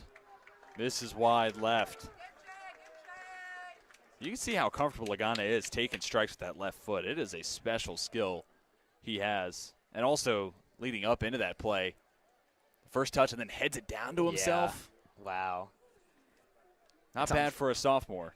Oh, yeah. That was really impressive dribbling ability on display right there for us. But unfortunately, you know, he's gone for power, right thing to do, but just a little too much. It swerves up and away. So hopefully next time he'll look to increase the Hornets' lead and his mark will be true. First touch for Shalita, a little too strong. And I think it's really interesting. You look at the dribbling skills that Lagana has, then also just the brute force that he can play with. He'll back down players. You see the power on that strike.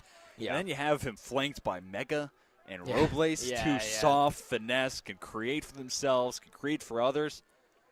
That is such a lethal trio to try to slow down. And then you also factor in Bailey Kearns on set pieces. Monty Shalita's a threat to score anytime. Yeah. And a cluster of other reserves and other starters even. And it's a scary offense. I'm glad I don't have to game plan against it. Oh, yeah, that would be a nightmare. I mean, there's a lot of firepower there, and that's backed up by their goals for record this year. They've scored quite a number. End of the match with 28 on the season. Guilford with 21. Only 3 over the last 4 games.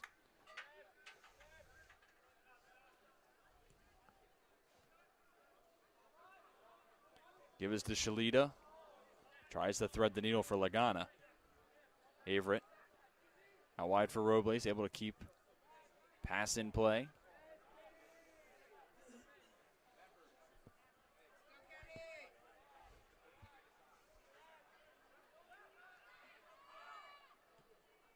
Whelan can't find any space, so he feeds Daly.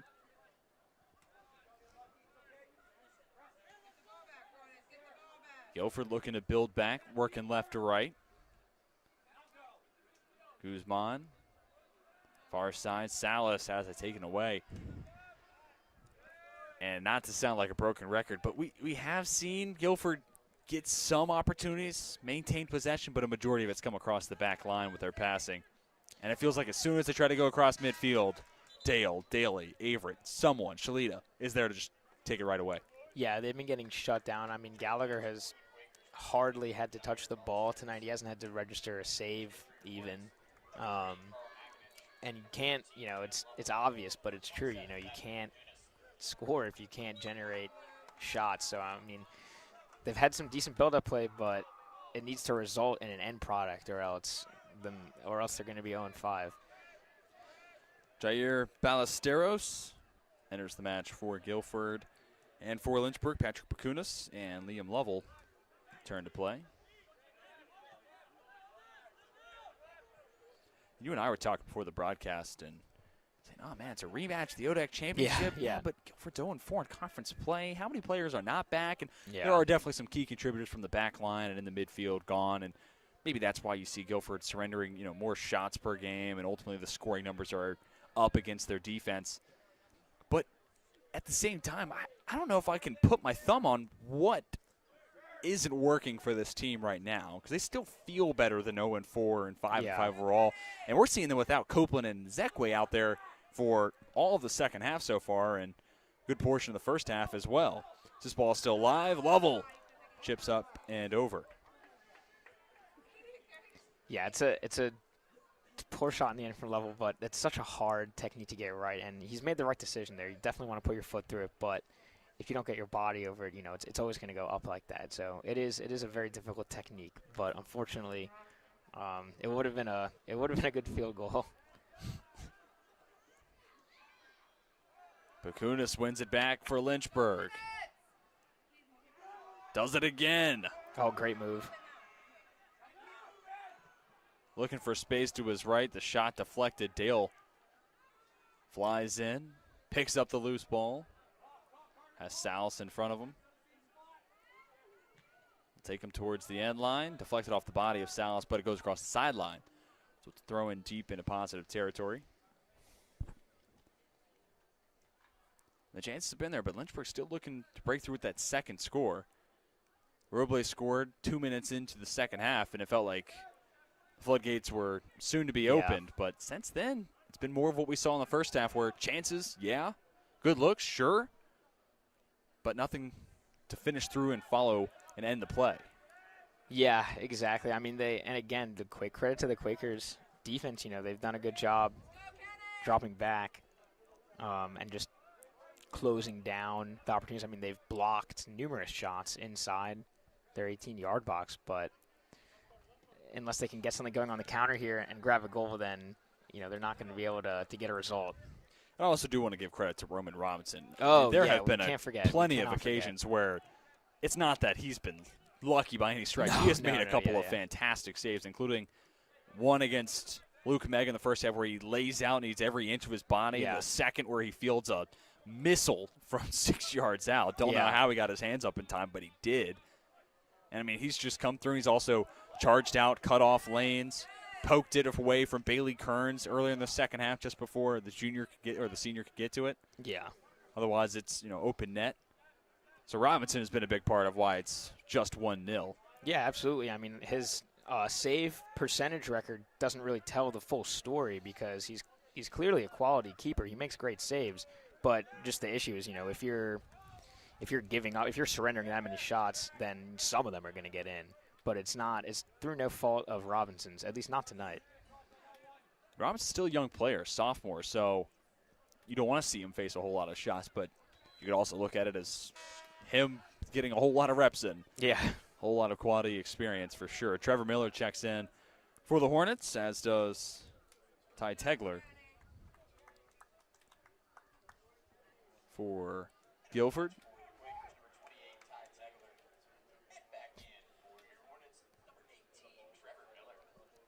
Less than 20 minutes left in regulation. Lynchburg looking to hold on. Meanwhile, if you're Guilford, you're looking for that equalizer. It's eluded you all game long, still without a shot. But now, inside the attacking third, Chavez trying to cross it. Try once again. Oh, it's a great ball. Oh, how did he miss? That's one that Junior Chavez is going to want back.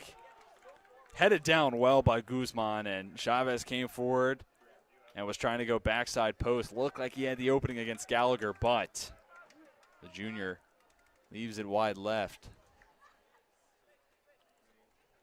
And it's a great sequence of play where Guilford is able to generate two good chances in the Hornets' box. First time tonight they've actually entered into there and generated some stats. That's their first shot. Yeah. And it honestly should have been a goal. He'll definitely want that one back. But that's exactly what the Quakers need to do if they want to get some kind of result here. Just try and hit them on the counter and get something going like that. And now what's on the line, looking at the scoreboard from across the country, Randolph tied with Randolph-Macon. That's a fun game to call. But because of that, Randolph's now 3-0-2. Lynchburg a half game back. If they win, hold on, they are then now tied for second as opposed to sitting in third. Washington Lee won 1-0 against Shenandoah. And Shenandoah is the team that's coming here on Saturday night, so that's going to be a really appetizing matchup. Hornets versus Hornets for one, but then Shenandoah coming off a just 1-0 defeat against the number one team in the country. Losses don't pay bills, but that's an interesting one. That's quite the intriguing fixture for sure. So Joey Daly out to the far side post.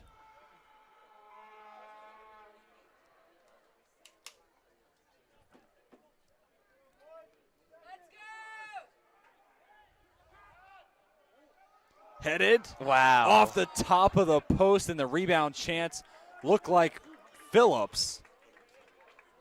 And Phillips misfires, essentially, and Roman Robinson is now down. Uh-oh. And this is not a good sign for Guilford. Robinson is back up on his feet.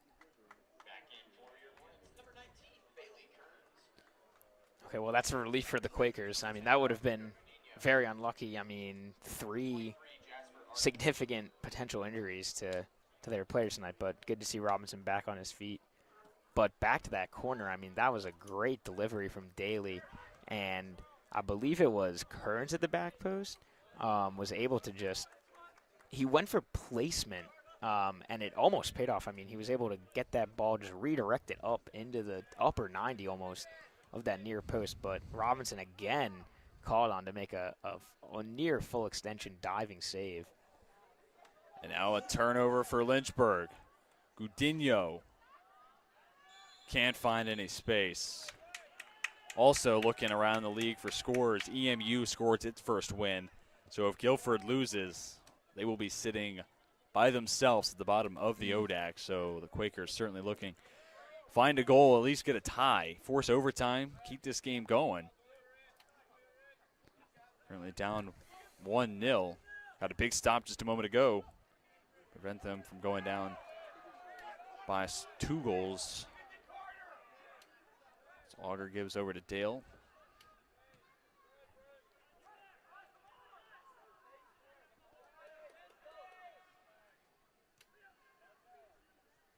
And we're starting to see Guilford ratchet up the intensity. Yeah. Get a little bit more aggressive, bring that press forward just a little bit.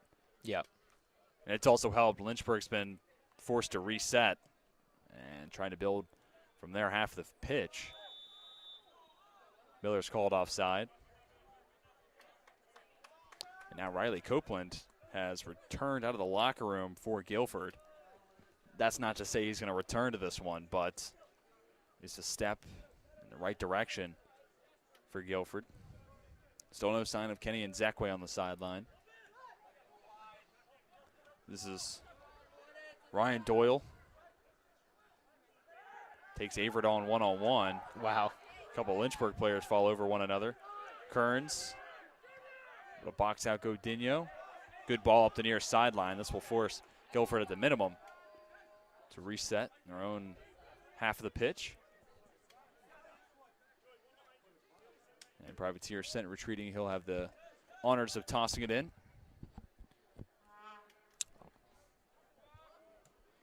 And we also see now Kenny and Zekwe still walking tad lame. Maybe in addition to a potential head injury, something around the ankle, foot region as well, because he is looking a little wobbly on walk along the track.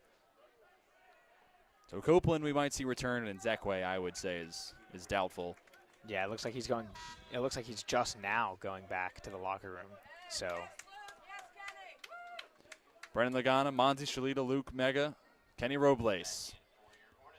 In other words, the core of the attack in a lot of ways. Checking back into the match for Lynchburg. Less than 13.5 minutes left in regulation, and throw in with Lagana set to toss it in. Lynchburg looking for that ever important second goal and some breathing room, and at this point in the match, a potential dagger put the Quakers down. Lagana gets it all the way to the 6. Kearns can't head it down though.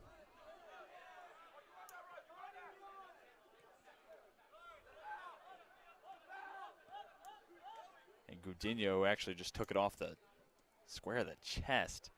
Is down on the pitch, and referee comes on, sees it. And it was after it was cleared away by Guilford.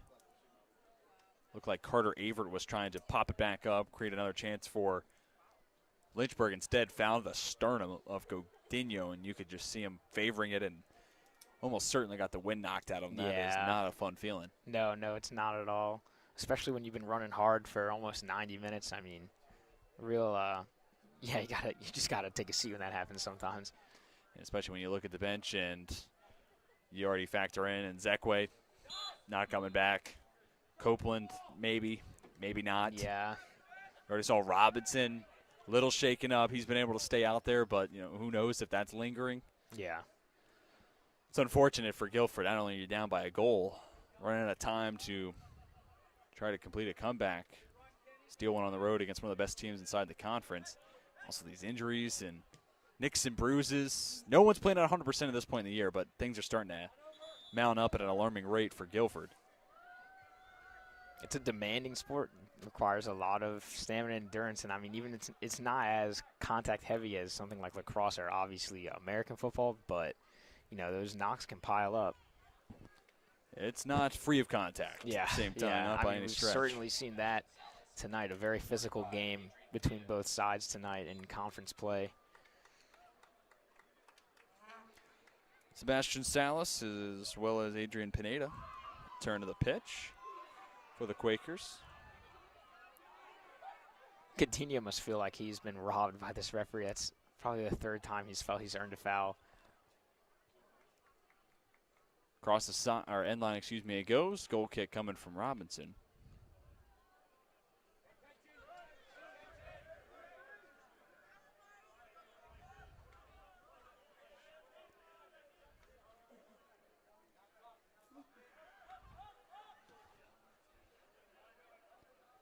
So So Lynchburg looking to hold on and move up a spot in the standings, or at least to put themselves in a position to be tied for second in the conference. While Guilford down by a score, needs the win to keep pace with EMU and make it a three-way tie at the bottom of the ODAC standings. Otherwise, a loss puts Quakers in sole possession of that final spot. Lynchburg in the attacking third, forced to send it back. Auger over to Phillips. Good to see Auger come back. Yeah. Make his way back out to the pitch.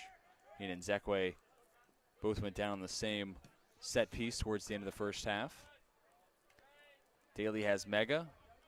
Taken away by Doyle, however. Pineda will garner the foul, making the case that he was having his jersey tugged on. Referee agrees. Logan Ure take a free kick from midfield. And in all these free kick chances, Guilford's tend to play it short. Yeah, I think it could be just looking at the personnel on the field right now. It could be that they don't think that they'd be able to win the ball in the air. And, I mean, we know it's been a physical game, but the Hornets are definitely a physical team, and they've got a big presence at the back for the most part. So they've looked, which is different than we normally see. We normally see teams go long there, but, you know, they're trying to keep possession and work across it in a different way. Less than 10 minutes left between Lynchburg and making it wins in 5 of their last 6. And all that stands between Guilford and potentially dropping their 5th consecutive match. Pineda finds Doyle. Shalita in front of him. Back to Pineda. Jarred loose by Phillips. Possession stays with the Quakers. It'll be a throw in on the near sideline. Parker Willis will turn to the match. He comes on for Jair Ballesteros.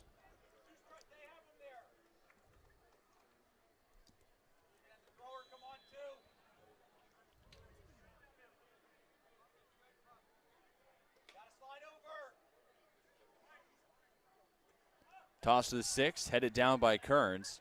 Rolls back out to Willis. Left back for Salas. Return to Willis. Mega in front of him. The junior takes it away for Lynchburg.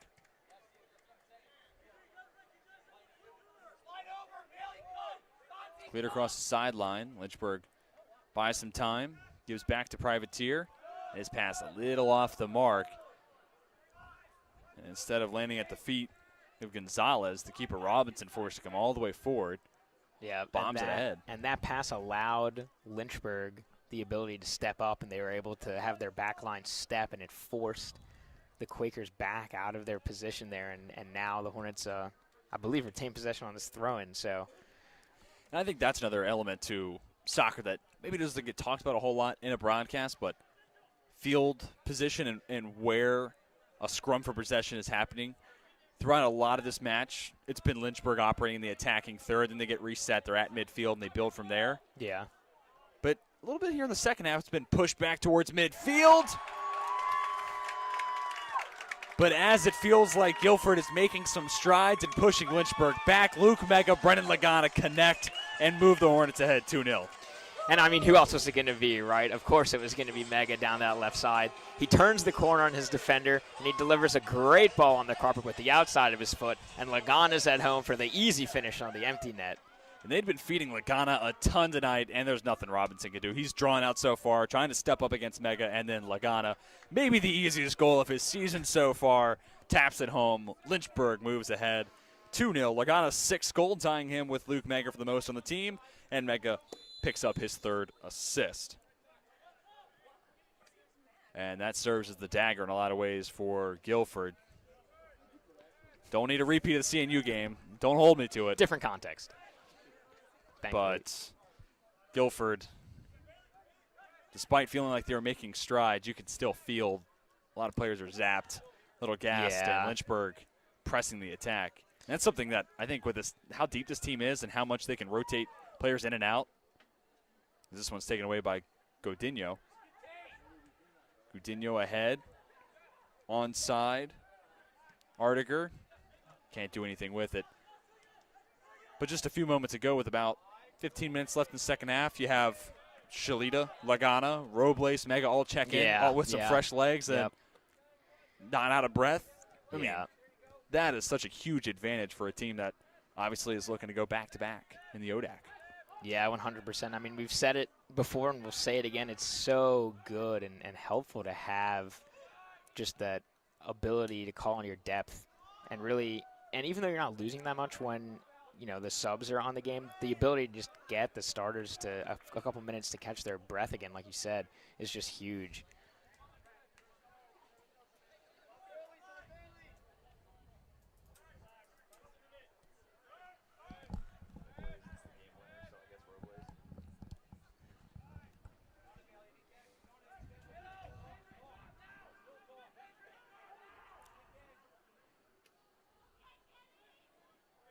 Robles can't find any space.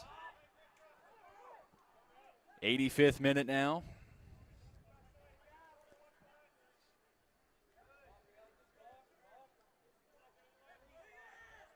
Guilford's going to need a lot of help to try to overcome this 2-goal deficit. 18-1 shot advantage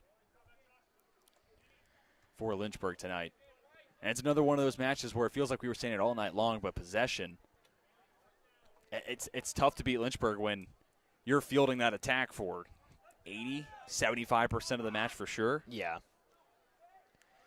Yeah, I mean, again, it's just draining, and I mean, it just limits your opportunity. You know, Lynchburg is so good at pressing when they don't have the ball, but they're so good also at retaining it when they do win it back. I mean, you know, they win it back up the field, and then maybe they don't have an obvious shot, so they pass it back and they pass it around their back four and their midfield for a little bit, and it just resets play, and then they can just go at it again.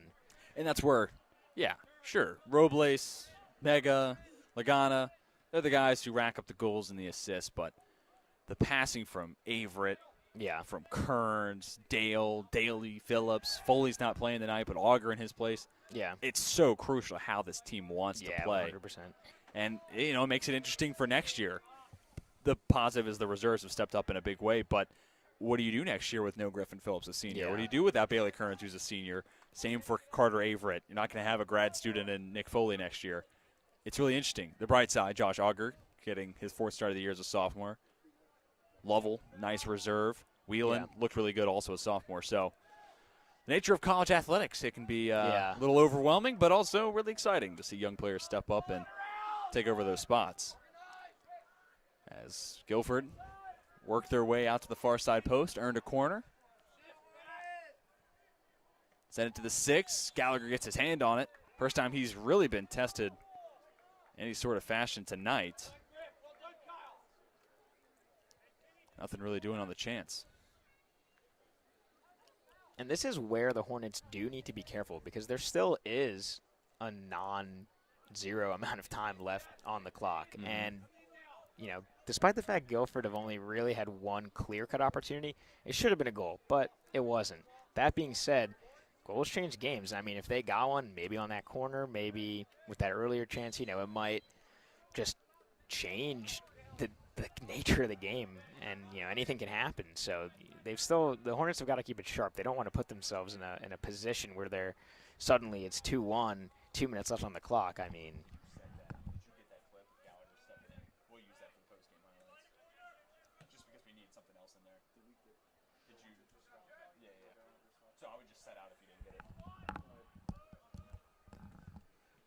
even some of those non-quantifiable objects to that type of discussion where, say, Guilford scores, the energy factor, there's no way to measure that.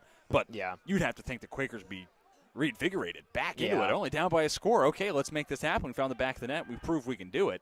So, to your point, I think you're exactly right. Lynchburg still has to be on their P's and Q's with right around 2.5 minutes left to be played.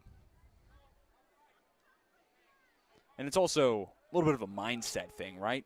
Yeah. If you start to slack off towards the end of this game, that could become a bad habit that, you know, ventures into the Shenandoah match, and who knows what happens there, or against, you know, a rematch with WNL in the postseason. And those are some of the habits you just don't want to see a team form.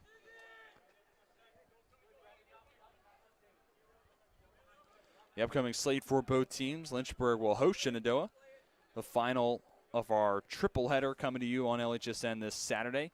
Starts with field hockey versus Randolph-Macon. Then it's women's soccer against Roanoke. Then the men's team plays host to Shenandoah, all on homecoming. Meanwhile, Guilford stays on the road and will head to Randolph to take on a team that's the end of the night at the score holds tied for second in the ODAC with Lynchburg. And all of the task of trying to slow down Evan Blow. 14 goals entering tonight's play, most in the conference.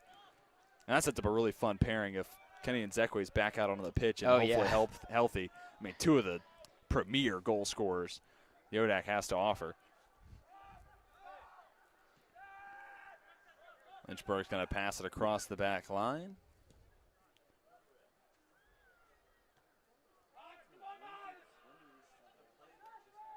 Coach Yeager demanding more from his players.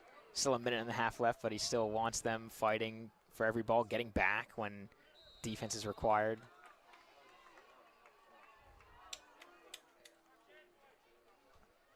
Now 1 minute remaining in regulation. 1 minute. Final minute of play.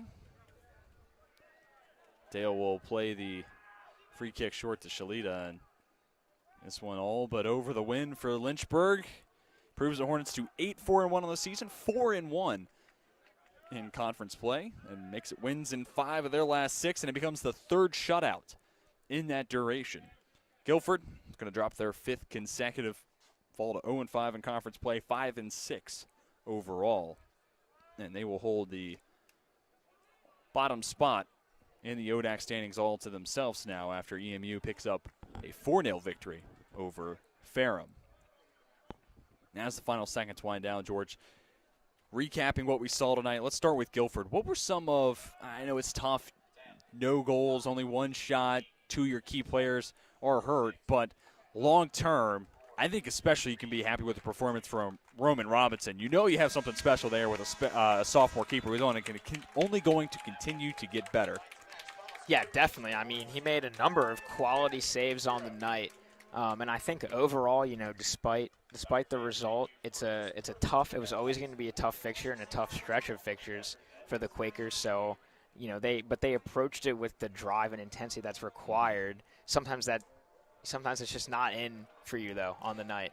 And you hope on Saturday and Zekwe and Copeland are back out there. And then on top of good keeper play, and that continues to progress, you have a couple of really quality ball handlers and goal scorers to lead your attack and get you back in the winning column. You had a 5-game win streak.